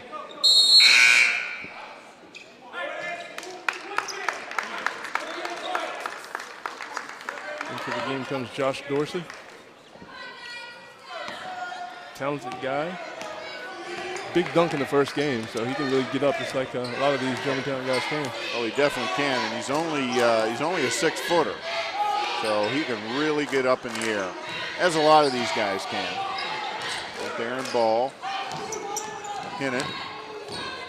Germantown's out in an aggressive 2-3 zone again. There's Johnson. Oh, rolls around and won't fall. Yeah, for Rockville, it seems just to be a lid on the. Donald Williams is fouled by, well, could have been any one of 3 guys. Yeah, I'm not sure. You know, we can look at this replay. I'm not sure if he didn't travel on this right there. That's what I thought. Yeah, I thought the call was going to be travel. Looked like he might have had one little step in there, but again, the referees have a different perspective than we do. Maybe they see things a little bit better than we do. Donald Williams from Wise High School. Xavier Joyner told me his father, he had a number of offers to go to D1 or D2 schools out of Maryland. He wanted to stay close to home. His father came over and talked to Xavier Joyner. He said the number one thing is academics. Can you commit to me that academics will be of the utmost importance for my son? And Xavier Joyner said, I absolutely can. And that is why Donald Williams chose to come to MC Germantown. Well, you know, we saw from the graphics in the first half that Xavier Joyner has a lot of guys that move on to 4-year schools. You don't move on to 4-year schools if you don't qualify academically. So obviously, the Xavier Joyner and, you know, on the other side, Steve Hobson, the academics are just as important as what you do on the court. Absolutely, absolutely. Here's Darren Ball, breaks the pressure, gets it to Booker Rory, and he makes that one. Yeah, that's a 2. Booker Rory just the shooter's mentality. He's going to put it up whether he's hot or whether he's cold. Just, you know, he's going to shoot until he gets hot again. He hasn't hit a 3 tonight, but that was a big 2. Brings Rockville within 6. And they get the turnover. A good team defense by Rockville. Germantown was really trying to isolate down low. Good team defense. Rory travels. Yeah. Octavius Hinnett trying to implore Booker to shoot the ball. You know, he's a shooter. That's what he does. Right. The defense wants him to put the ball on the floor. If he can just spot up and shoot, then he's more effective that way. Josh Dorsey from Wooten High School gets it off to Carl Scott. Strong move to the basket. And the backside defense really didn't come over and close out on that. They faked and went back to their man, but you've got to stop the ball or else just like that, ball goes all the way to the basket. Hinnett to Johnson, inside to Aleem Stewart, who's back in. Wow, acrobatic move. Yeah, acrobatic, you know, arms and limbs and hair flailing everywhere, but he was able to get it in there. Griffin's shut off there. There's Williams. No good. Taylor with a big offensive rebound. The biggest man on the court plays just like it. You know, use that off-season program to get strong. And there's a charge on ball. Carl Scott takes the charge. Best defensive player on the team. You see why. You know, willing to sacrifice his body. You see right here, Darren Ball drives in. You know, you not only have 3 defenders right there, but you got guys standing right there in your way. You got to either pull up or you're going to run them over like that, get the charge call. And of course, there's Steve Hobson in his 28th year at Montgomery College, the last 18 here at Rockville. There's another scrum for the ball. Dorsey comes out of there with it. Rough and tumble game out here in Germantown right now is playing with more intensity. And there's Taylor wide open for the 2-hand slam. Josh Dorsey takes it at the top of the key, really good off the dribble, breaks down the defense, gets the defense drawn toward him, and John Taylor's going to finish with a flush every time. Rory from 3. He's 0 from 3 land tonight. The problem with Booker Rory is he doesn't take a shot when somebody wants him to, and when they don't want him to, he takes it and ends up, you see that air ball right there. It was a contested shot too early in the shot clock. All right, with this timeout, Joe, one of the great things about working here at Montgomery College Television is that we get to work with many of the students in the television program here at the college. As a matter of fact, we could not do a game night today without students serving valuable roles on our crew. And today we have a number of current and former students helping us out. We've got Garrett Quinn. There's Garrett hiding behind the camera. Hey, GQ. We've got Ed Clark. See if we can find Ed up there. There's Ed hiding behind his camera. The there. There's Corey Wallace, who is right next to Ed up there in the catbird seat. He's over there. There's Corey Wallace, one of my former students. We've got Alex Marquez down there in the danger zone behind the basket. We've got Ivy Swope. She's at the opposite end, helping with the handheld camera down there. There's Ben Schnapp. And we've got Angela Forrest. And on stats, we've got the one and only Evan Brown. And Evan does yeoman's work for us over here. He gets all these stats to us, quick as he possibly can. And, everybody here, does a good job, and we try to get all the students involved as much as we possibly can because that's how they learn. It's great having them here. There's Carl Scott.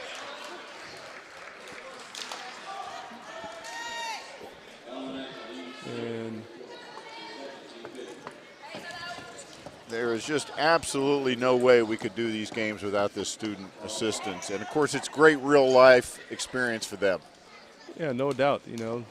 Just about any industry you get into, the best way to learn it is hands-on. And, this is their opportunity to get hands-on learning by coming and doing a production with us and learning from us, but also learning on their own accord. Carl Scott makes the first of 2 foul shots, 53-42. Germantown on top.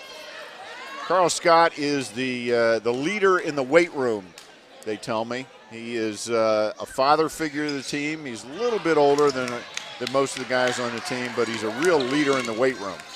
Well, he seems to be a leader in all different things, and sometimes he lead by example. There's Darren Ball. There's Aleem Stewart.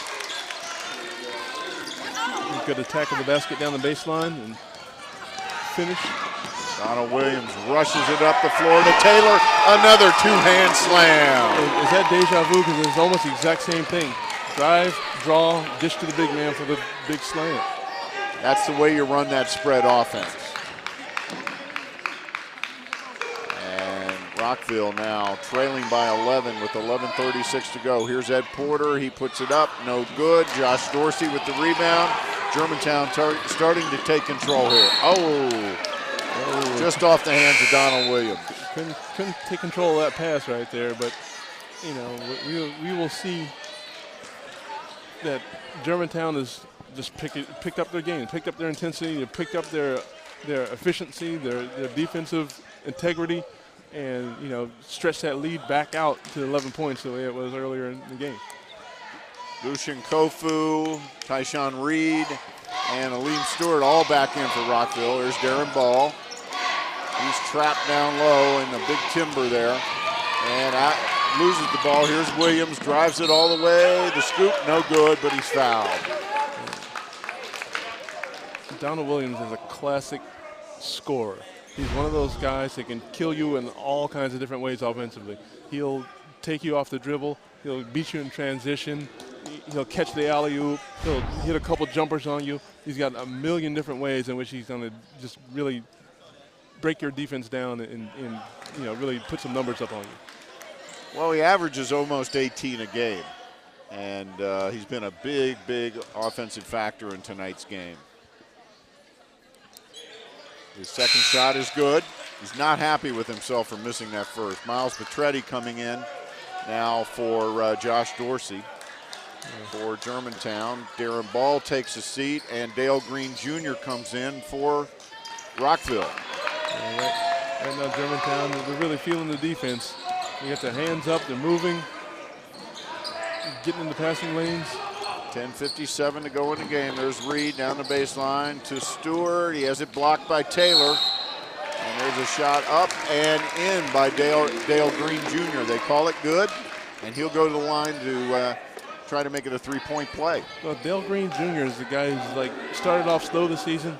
He's coming along, but you know he's got the physical abilities to make plays like that, to really power through and make a shot, you know, and go for the three-point play. He's out of Richmond, Virginia. Rockville's had a couple of players coming up from Richmond over the last couple of years. Steve Hobson tells me he's got a lot of contacts down there. There's a lot of great players from down there. So this is a trend that he likes. Well, you know, he's got a few guys, you know, not just from Richmond, but from all points across the river over in Virginia. You know, as long as you got the pipeline to get good players, why not take advantage of it? And he certainly has had a great program over the years, which attracts a lot of quality players. Rockville showing lots of pressure here. Here's Taylor, loses the handle, and Rockville picks it up. Dribbling the ball up. Edward Porter got a hand in there, I think, is what caused him to lose the handle. Kofu taking the ball aggressively. And here he is, a little crossover, takes it in, gets Griffin on the foul. And that puts Lucian Kofu on the line. The story about him is that about 3 years ago, he tried out for the Rockville team, did not make it. Went into the Marines, joined the Marines, served 2 years in the Marines, came back. Steve Hobson said the Marines had changed him so much that he didn't even know who he was. Yeah, he made him tougher, made him more disciplined, made him become more of a team type, have a team type mentality instead of the individualistic mentality, street ball mentality he had before. So you talk about building a few good men, and Lucian Kofu is one of those. Pressure by Rockville again. They're trapping all over the floor. Here's Williams, goes up, no good. Taylor tries to keep it alive, but Tyshawn Reed comes out of there with it. Goes behind the back, over to Porter. Reed from three. No good. The Rockville is just not hitting their threes tonight, Joe. It's almost as though they were a lid on the basket the way they're shooting right now. And Reed again with the rebound.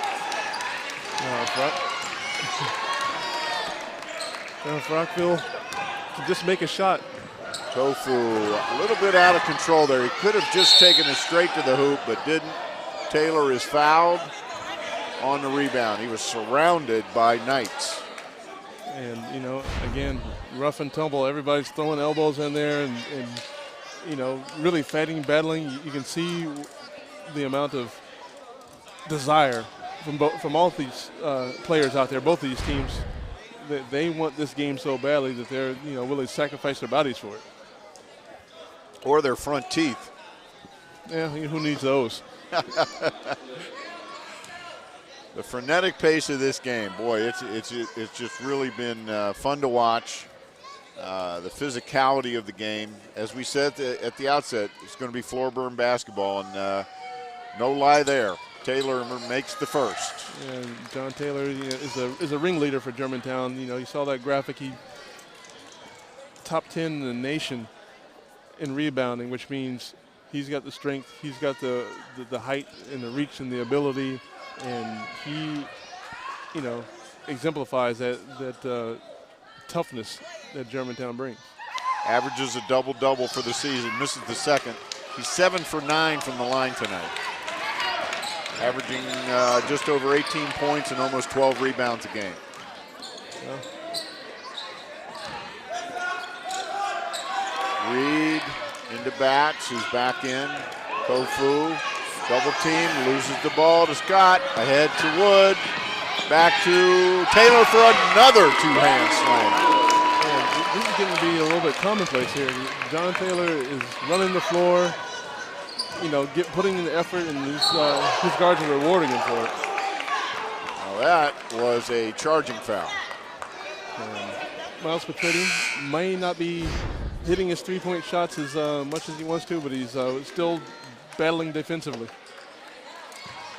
John Taylor does run the floor very, very well for a 6'8" guy. Yeah, and when you run like that, your guards ought to reward you for it.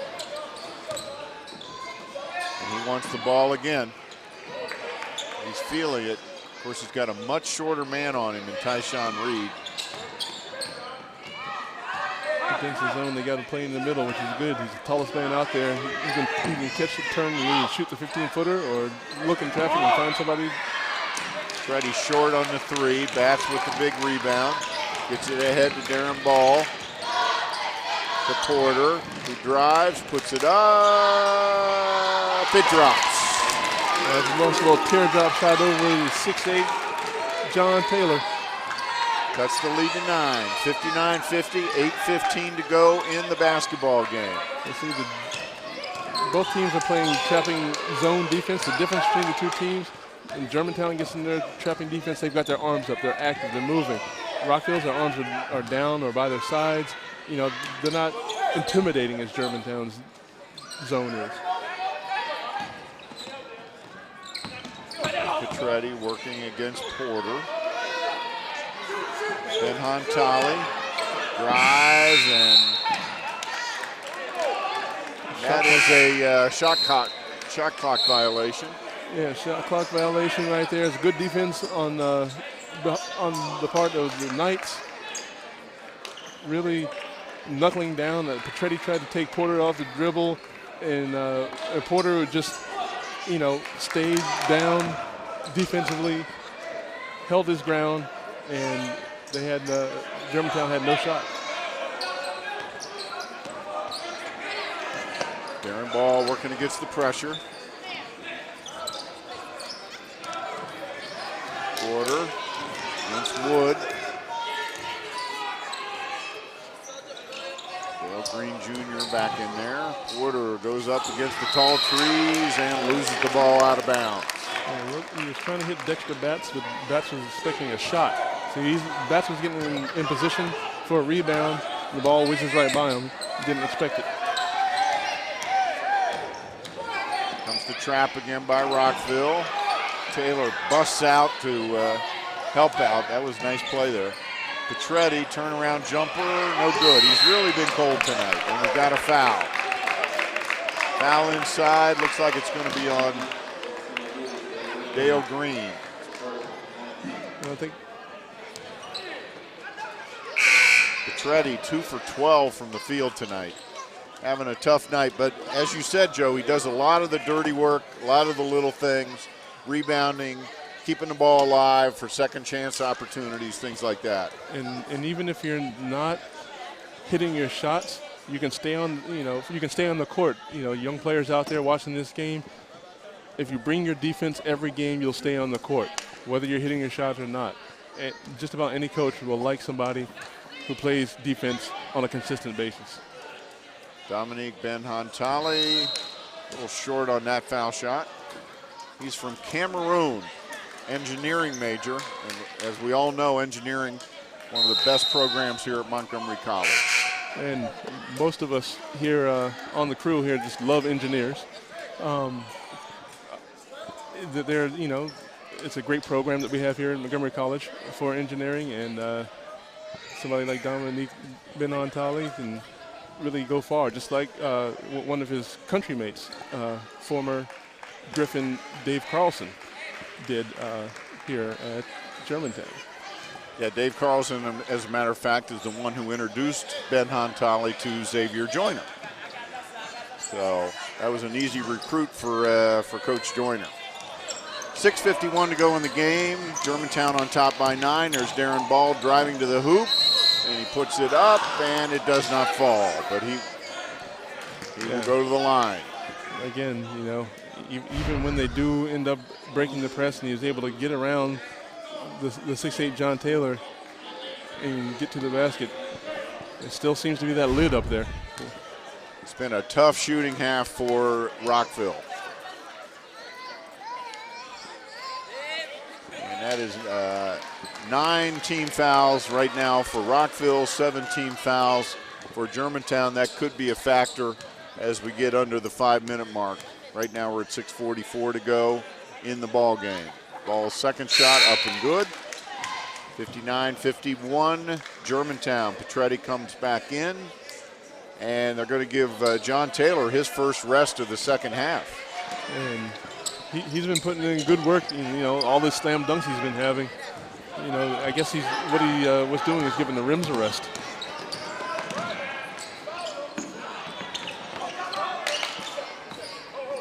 Corey Wood and Rockville showing a little desperation now on defense. They're trying to make a steal, trying to create a turnover.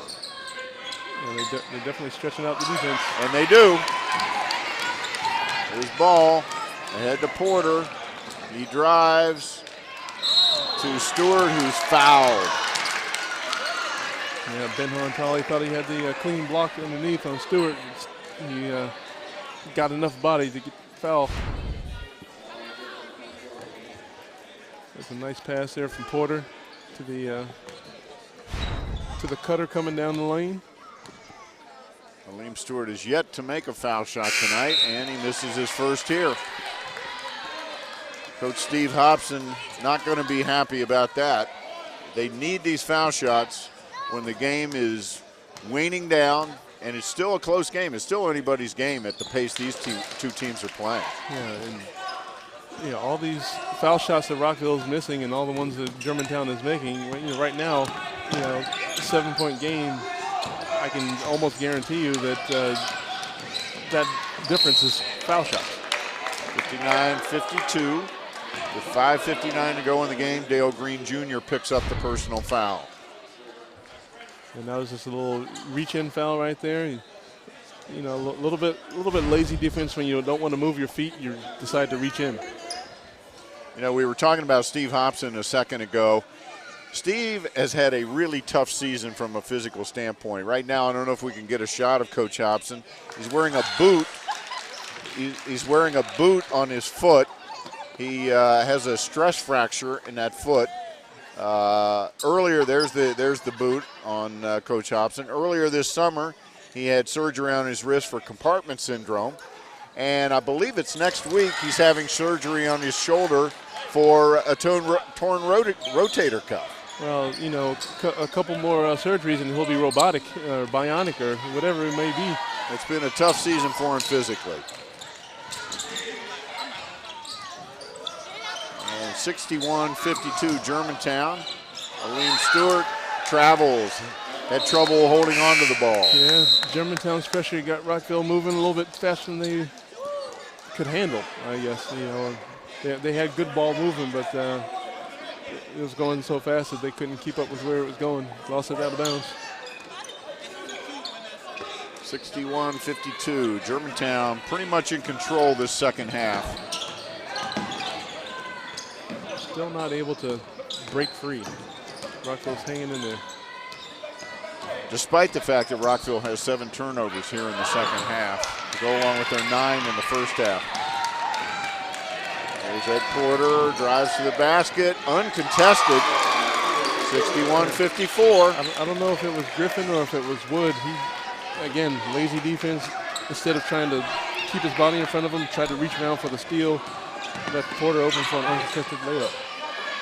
Corey Wood brings it back out. 4:58 to go in the ball game. There's Griffin. And Petretti saves it. Another hustle play from Petretti.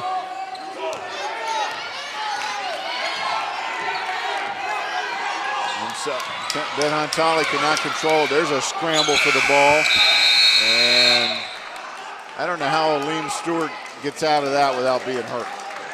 And comes up a little bit shaky, but another tough guy. Well, rub some tussin on it, and we'll be fine. That looked very close to to Aleem Stewart separating his shoulder there. As Petretti fell on it. Yeah, but those weight room workouts, strengthen those muscles, those tendons, you can survive something like that. Booker Roy over in the corner to Michael Johnson. And it's stolen by Germantown. Stolen right back by Rockville.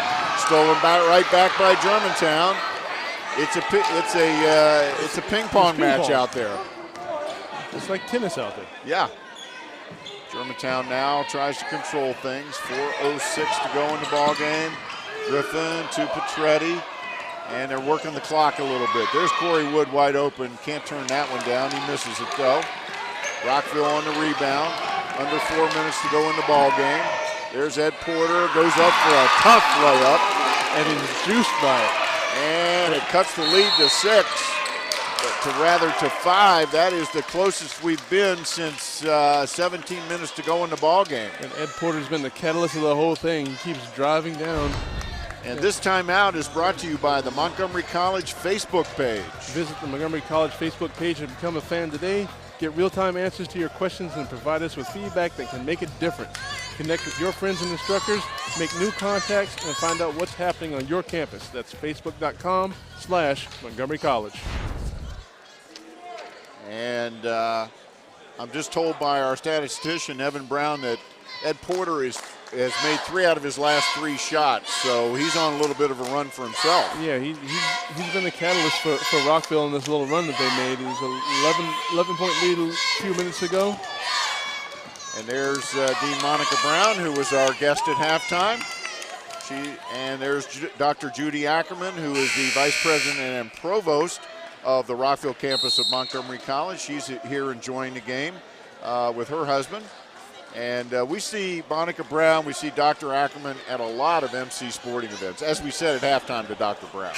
Yeah, you know, the faculty, the administration, the students, you know, everybody at Montgomery College rallies around each other, tries to encourage each other in all kinds of ways, whether it be extracurricular. You see the women's basketball teams there rooting on the men's team from Rockville. And, you know, everybody roots everybody on. Everybody supports everybody at Montgomery College. And, you know, even though there's 2 campuses going up against each other, in the end, we're all one big family.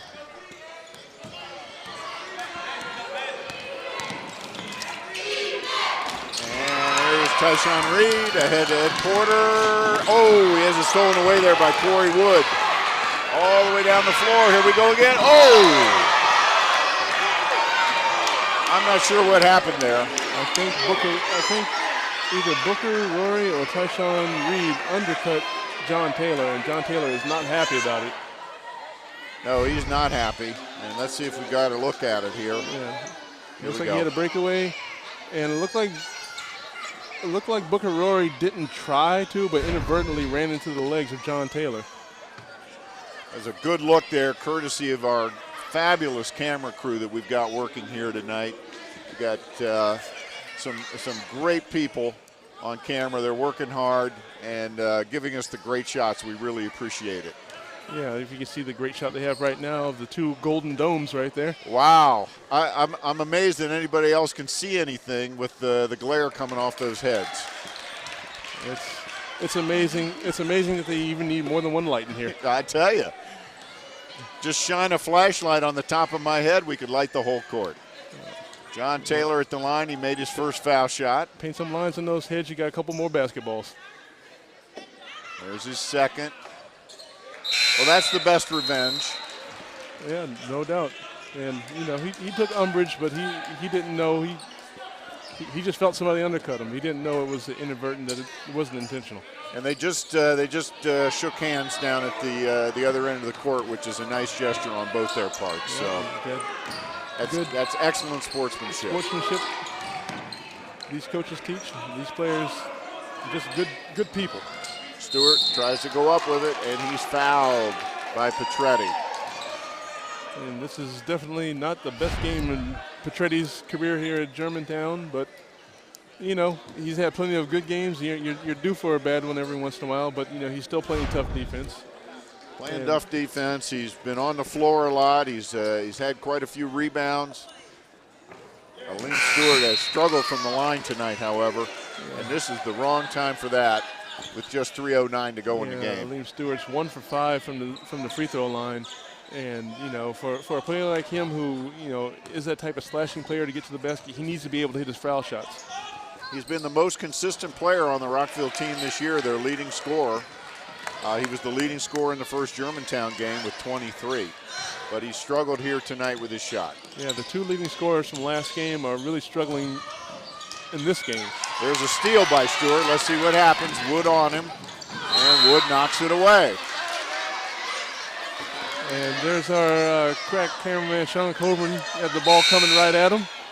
That's, you know what his nickname is, don't you, Joe? No, what's that, Michael? Guido Beach. Guido Beach. Sean Guido Beach Coburn. A New Jersey guy right there. Yep. Doing yeoman-like work under the bat. Let me tell you, that is a dangerous spot to be. Yeah, you know, when you have these big 6'8" guys barreling at you, you know, you don't always want to absorb that hit, but Sean's willing to stand in there and take it. Just like true Guido Beach style. I wish I could say it. Michael Johnson with the putback. 5-point game with 2:35 to go. 63-58, Germantown holding on to a 5-point lead. Another run by Rockville. See if Germantown can respond. Rockville showing absolutely no quit. Carl Scott, they're going to have a foul called, and it's a blocking foul. It seems that every time that Rockville makes a run, what Germantown does is spreads the floor and goes one-on-one off the dribble and somehow ends up drawing a foul, getting to the line, and if they, you know, they're number one in the nation making their free throws, so it works out for them that way. Now, in other years, putting Germantown on the line was a dangerous proposition for Germantown. This year, it seems to be an advantage. And guess what? I didn't jinx Carl Scott on the first one. Well, he's still got another one for you to be able to try to jinx him, but he's 2 for 3 from the line right now, so we'll see if he improves on that or if you ruin him for life. Carl Scott, one of the captains on the Germantown team. And he makes them both. 65-58 Germantown, 2:20 to go in the ball game. Rockville needs to score, and then they need a turnover. Gets that trap instead of trying to go. An elbow. That's going to be a foul on Porter. Yeah, against that trap instead of trying to go one-on-one like Porter does right here, and good defense by Corey Wood, you know, not bumping his body into, keeping his hands away. Instead of going one-on-one like that, they probably need to do is rotate the ball side to side across the court. And, of course, tonight's game is airing on Montgomery College Television. And if you'd like to check out the schedule of all the other great programs we air on MCTV, we invite you to visit our website at www.montgomerycollege.edu/MCTV. And there you'll find our complete program schedule so you can tune in and enjoy. And that's what I'm planning on doing. If I had a laptop in front of me right now, I'd be watching this game right now. Well, you know, and as we mentioned earlier in the game, you can watch MCTV programs on YouTube, on the podcast directory. That's www.youtube.com/Montgomery College or podcast@montgomerycollege.edu.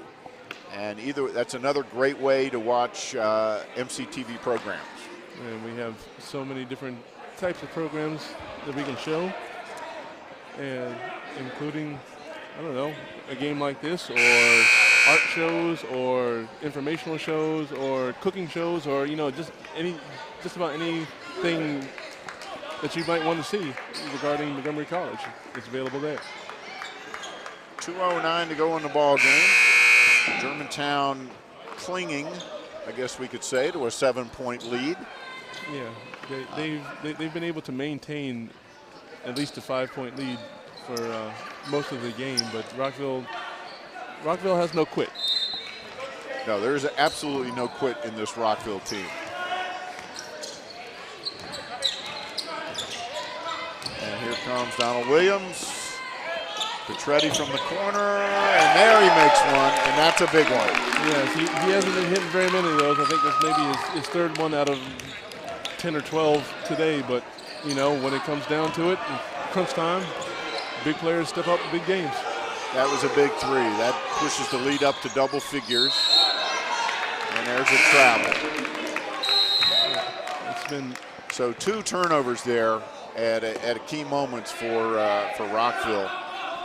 We'll see if that turns the tide once and for all. You know, now is the time that you really need to have that poise. Turnover by Rockville picks up a turnover. There's Porter, goes down low, puts it up, no good. Blocked by Taylor.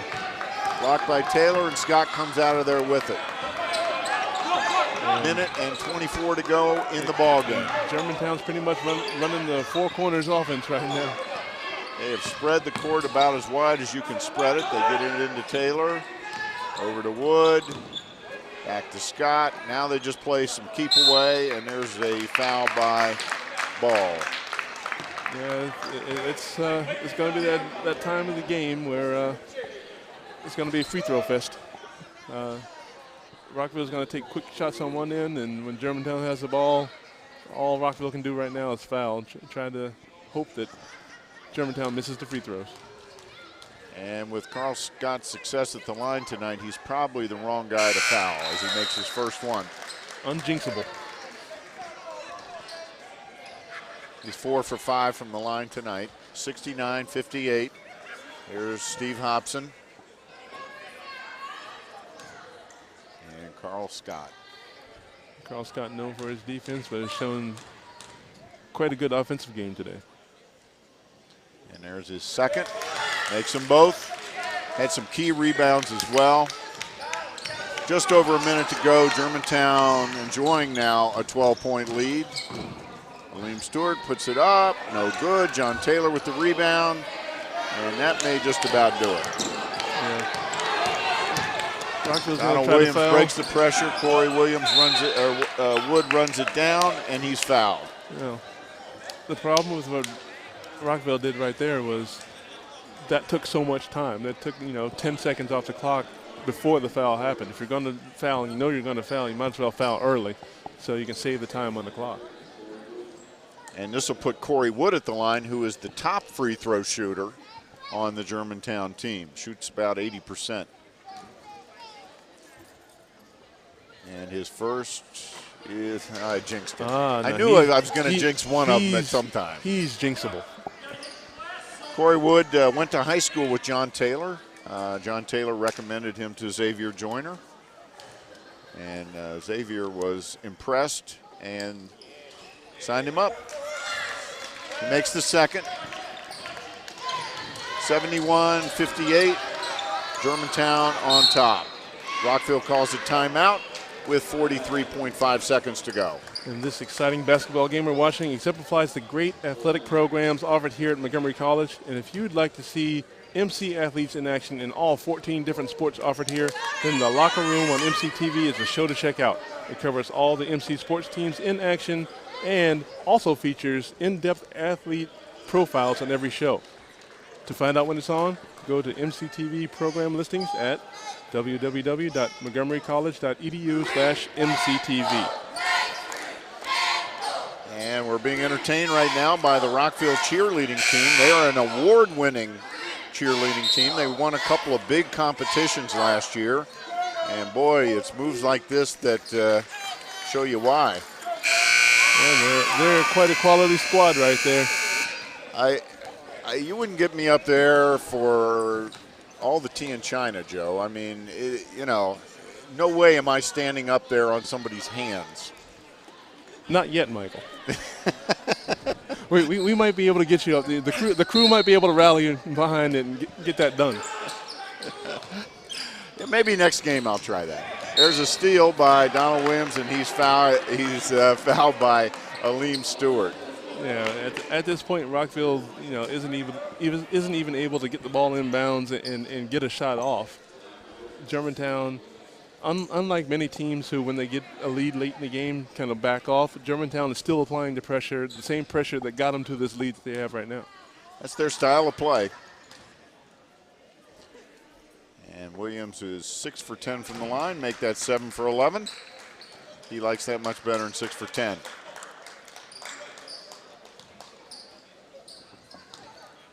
Maybe he's a math major and he just knows those percentages better. He's actually a business major. Well, there's some mathematics in business. Oh, business, there's a lot of math in business. Counting money. There's Porter to Rory. Rory from 3, no good. Wow. And here's Petretti bringing it the other way. Smart and Corey move by Wood. Brings it right back out, and then he's fouled by Darren Ball. Smart move by Corey Wood. You don't need to score right there. Pull it out. Run some clock. And, showing a little bit of class. No need to pour on the points when you know you've got the game won. No, it's a 15-point lead now for Germantown as they just relentlessly built the lead throughout the second half. And Corey Wood now 4 for 5 from the line. That's right at 80%. That's his average. And he just fell below his average there with that miss. Yeah, I jinxed him that time. Yeah, that was your turn. William Stewart from 3. No good. Clock winding down. Here's Donald Williams, still relentless. Ed Porter, still relentless. And our camera guy, Garrett Quinn, just got banged into, but he's tough. He's still relentless, too. He's still relentlessly getting that shot. Yep, and it's always in focus. There's Darren Ball, and he makes the 3 with 4.8 seconds to go, 74-61. Germantown on top. And our fancy statistician over there is telling us that is the first three-pointer of the half for Rockville. And they've taken a lot more than just that one. So that just shows you about the There he is, Evan Brown. It just shows you that Rockville just wasn't hitting on all cylinders in the second half. And keep in mind, they were 1 for 12 from 3 in the first half. So it's been a rough night for them beyond the arc. Yeah, you usually tend to shoot better at home. But Rockville has not done that. Williams second, up and good. 76-61, Germantown. And that is the end of our ball game. The final score from the Rockville campus of Montgomery College. Montgomery College Germantown 76, Montgomery College Rockville 61. And Joe and I will be right back with an interview with the winning head coach of the Germantown Gryphons after this brief timeout.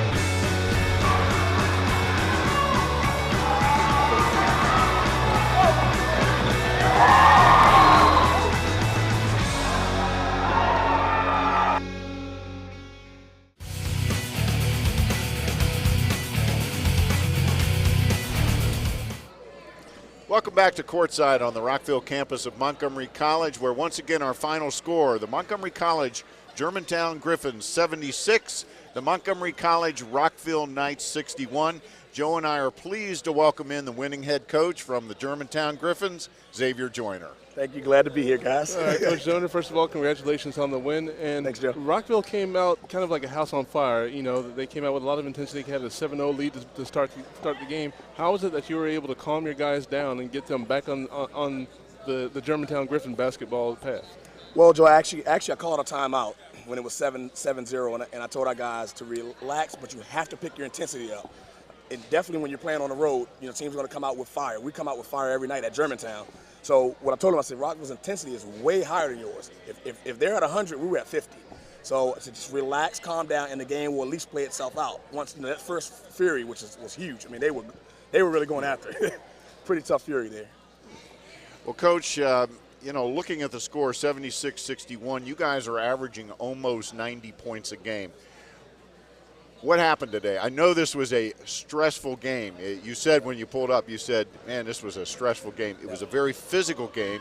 The intensity was incredible at times, the speed of play. Is that all contributing to what I would call a fairly low score? Yeah, it was a low score, but as I tell my team all the time, and I said it at halftime, I said, championship teams are able to win in the 50s, the 60s, the 70s, or 90. We're averaging 88 points a game, but I don't mind. A win is a win. We could have won 20-10, and I'd walk out here happy. But yeah, you have to be able to play those kind of games to win a championship. You know, so the year we won it in 2008, that team was able to play in the 60s as well as in the hundreds. So that's what we were able to do. All right. So, Coach Joyner, free throw shooting historically, you know, you guys have struggled at times. Yes. This year, you're ranked in the top 5, maybe number 1 in the nation. Actually, number 1 in the nation. Number 1 in the nation in free throw shooting. this game, it really played out. Can you tell me about how you've been able to get your team to shoot better free throws? Well, I actually, my mentor in coaching is Jay Wright, and he gave me a lot of great techniques this summer about free throws that we do throughout our practice, and it's really helped tremendously. I know Villanova a couple years ago was the #1 free throw shooting team in the NCAA Division I. So I'm not going to tell the secrets, but they really work because we're shooting about 75%, which is excellent for a team. And you know, in the past, we were like really dismal. Yeah.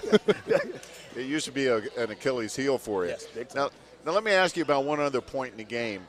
You come out, you had a fairly comfortable lead early in the second half, about 11-point lead, and Rockville went on a little run, knocked the lead down to 5. You called another timeout then. What did you tell them? Well, actually, the timeout, I didn't say a word. I put on the board to remember Catonsville. We were on the road Friday, and we were up 15 points in the second half, and we let down and lost by 1. And I said, I didn't mind the loss. I said, because actually that was a lesson for us. And so every game we have leads like that, I always say, remember Catonsville. And hopefully we can look back when we win the championship and say, hey, that was a great lesson to learn it, was at Catonsville.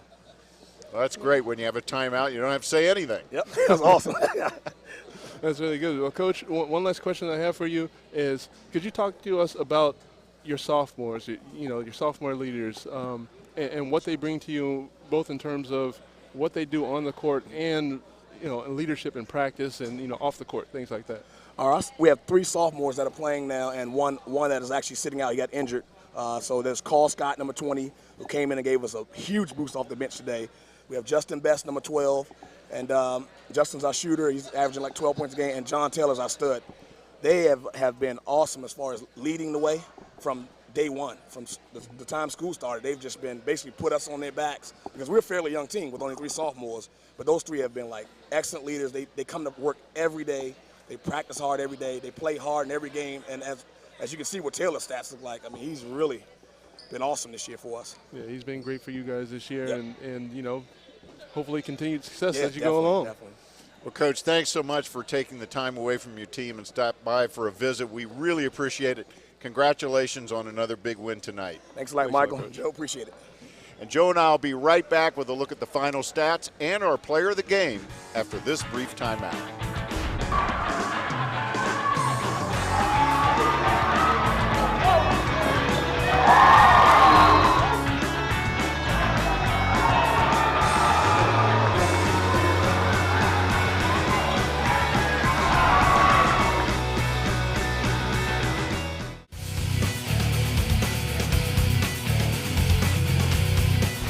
Welcome back to Courtside on the Rockville campus of Montgomery College in Rockville, Maryland, where once again our final score, the Montgomery College Germantown Gryphons 76, the Montgomery College Rockville Knights 61. And Joe, let's take a look at our final stats from tonight's very exciting, very intense game. As you can see, the score, 76-61.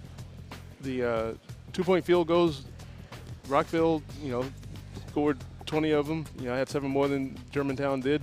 But the 3-point line, Germantown hit 7 3-pointers. Rockville was actually 2 for 21 from 3-point land. If you're not hitting those shots, those are long rebounds. Those are hard to get offensive rebounds.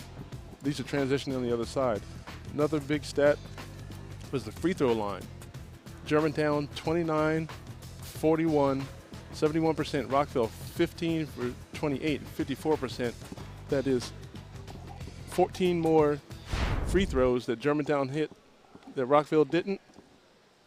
Difference in the game, 15 points. You can make that correlation that free throw, the performance at the free throw line really had a big impact on this game. Well, that is for sure. And I think another stat that we didn't see there is that rebounds were pretty close between the 2 teams. But again, it all comes down to the foul line and the 3-point line for Rockville. And again, as you said during the game, playing here at home, you would expect the home team to shoot a little bit better than Rockville did tonight. Yeah, Rockville, they kind of seem to get tight even in their home gym. It was a big game, obviously, and, everyone had the extra adrenaline in them, and Rockville just seemed to not be able to find that flow of the game, to be able to hit their free throws, to be able to hit their 3-point shots. and it showed in the final tally, both in the score and in the percentages from the free throw line and from the three-point line. Well, it was a very fast-paced game. It was a very physical game. We talked about at the top that it would be floor-burn basketball. We were not overstating that one bit. There were times when there were 2, 3, 4 guys on the floor at once. Luckily, no one was injured that we know of during the course of the game. But that's the type of game that we expected.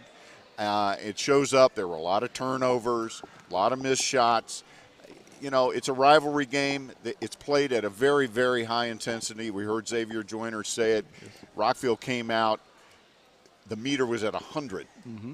And, of course, they jumped out to that 7-point lead, but pulled them in, said, hey, you got to up it. They did. They fought back. They led at halftime and basically led the entire second half. Yeah, and in this game, the three-point shooting for neither team, for both teams, wasn't that good. Therefore, they had to rely on the hustle plays, the rebounding, the defending, the loose balls, and things like that. So Germantown did a better job. A guy like Miles Petretti, who in the first game it was on fire, hitting from three-point land and scored a lot of points. He wasn't hitting his shot today, but he kept his persistence in being able to get a lot of rebounds, to get loose balls, to play tough defense, and that type of intensity. And the guy, from another guy, Corey Wood, being able to come in and start a game for Stephen Griffin, who was a little bit injured coming into this game, and he provided a good floor presence for them, a toughness for them, especially on the defensive end,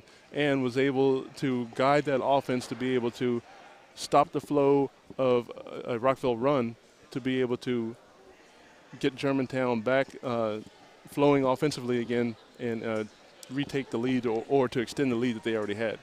Yeah, it got a little bit tight in the second half. He called the timeout. I love that. I love that timeout. He didn't say a word. He just wrote on the board Catonsville, which was a game they had lost just a couple of days ago, an upset loss. Mm-hmm. And that turned the tide. They went on a run after that and basically had the game in control for the entire second half. So, Joe, okay, we've had a rivalry game. It was an exciting game. It was an intense game, as we've said over and over again. It's really tough on a night like this to pick a player of the game, and that's why I'm leaving it. That's why I'm leaving it up to you. Well, thank you, Michael, for that dubious distinction. There were a number of players from both teams, actually, that could draw consideration. Someone like Octavius Hinnett, who, for a guy his size, took a huge amount of charges, played good defense and handled the ball for his team.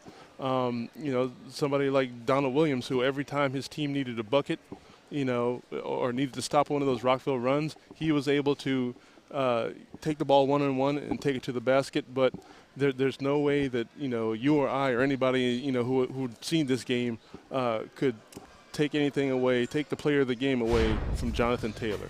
He was a beast out there. He had 20 points, 10 rebounds, 3 block shots, a number of different shots affected or changed because of his presence down low. Was able to help with the press break and show a lot of different leadership qualities on the floor for the Germantown team, and that's why he's our player of the game. He also, I think another thing that impresses me, there are 2 other things that really impress me about him. One, he keeps his cool. There were a couple of moments when it was really getting heated out there. There was one play in particular when he thought he was sort of undercut as he went up for a dunk and he came down hard, could have been injured. A lot of players, we've seen that. We've seen a lot of players, they just charge right at the guy that they feel wronged them. He walked away from everything, walked all the way out to midcourt just to separate himself from all that was going on under there. That impressed me. The other thing is, that kid has the propensity to be in the right place at the right time. Yeah, I mean, he's got such great presence on the floor, both from a mental and emotional standpoint and from a physical standpoint. Like you were talking about, he had 3 big monster dunks during the second half, and he was streaking down the court, looking for another one. Inadvertently, Booker Rory ran into him, cut his legs out from under him, and, as you're saying, a lot of players instantly get up and start charging and looking for, to avenge themselves from the guy who undercut them. He separated himself away from everybody. He was visibly upset. However, he knew that his team needs him more than he needs to get that revenge. And, you know, he's able to gather himself in, you know, his teammates and, you know, everyone in the program. His nickname is Cruise Control, which means that he is always under control. He's never too high, he's never too low. He plays an even keel, but he plays with a high motor, does, you know, the dirty work down low, posting up, playing post defense, blocking shots, but, you know, plays within the game, you know, lets the game come to him instead of going after it. And, you know, he's our player of the game, and he's probably the player of the year for Germantown this year. Boy, that's for sure. And I think you alluded to it earlier in the game. He's looking at All-American status at the end of this year. He very well could be. And certainly a lot of D1 schools are going to be looking at him at the four-year level. Licking their chops. Boy, that's for sure. Well, it was a pleasure to watch him. It was a pleasure to watch Germantown and Rockville go at it tonight. Highly competitive game, highly entertaining game. And once again, our final score from the Rockville campus of Montgomery College, the Montgomery College Germantown Gryphons 76, the Montgomery College Rockville Knights 61. From all of us at Montgomery College Television, thanks for watching, everybody.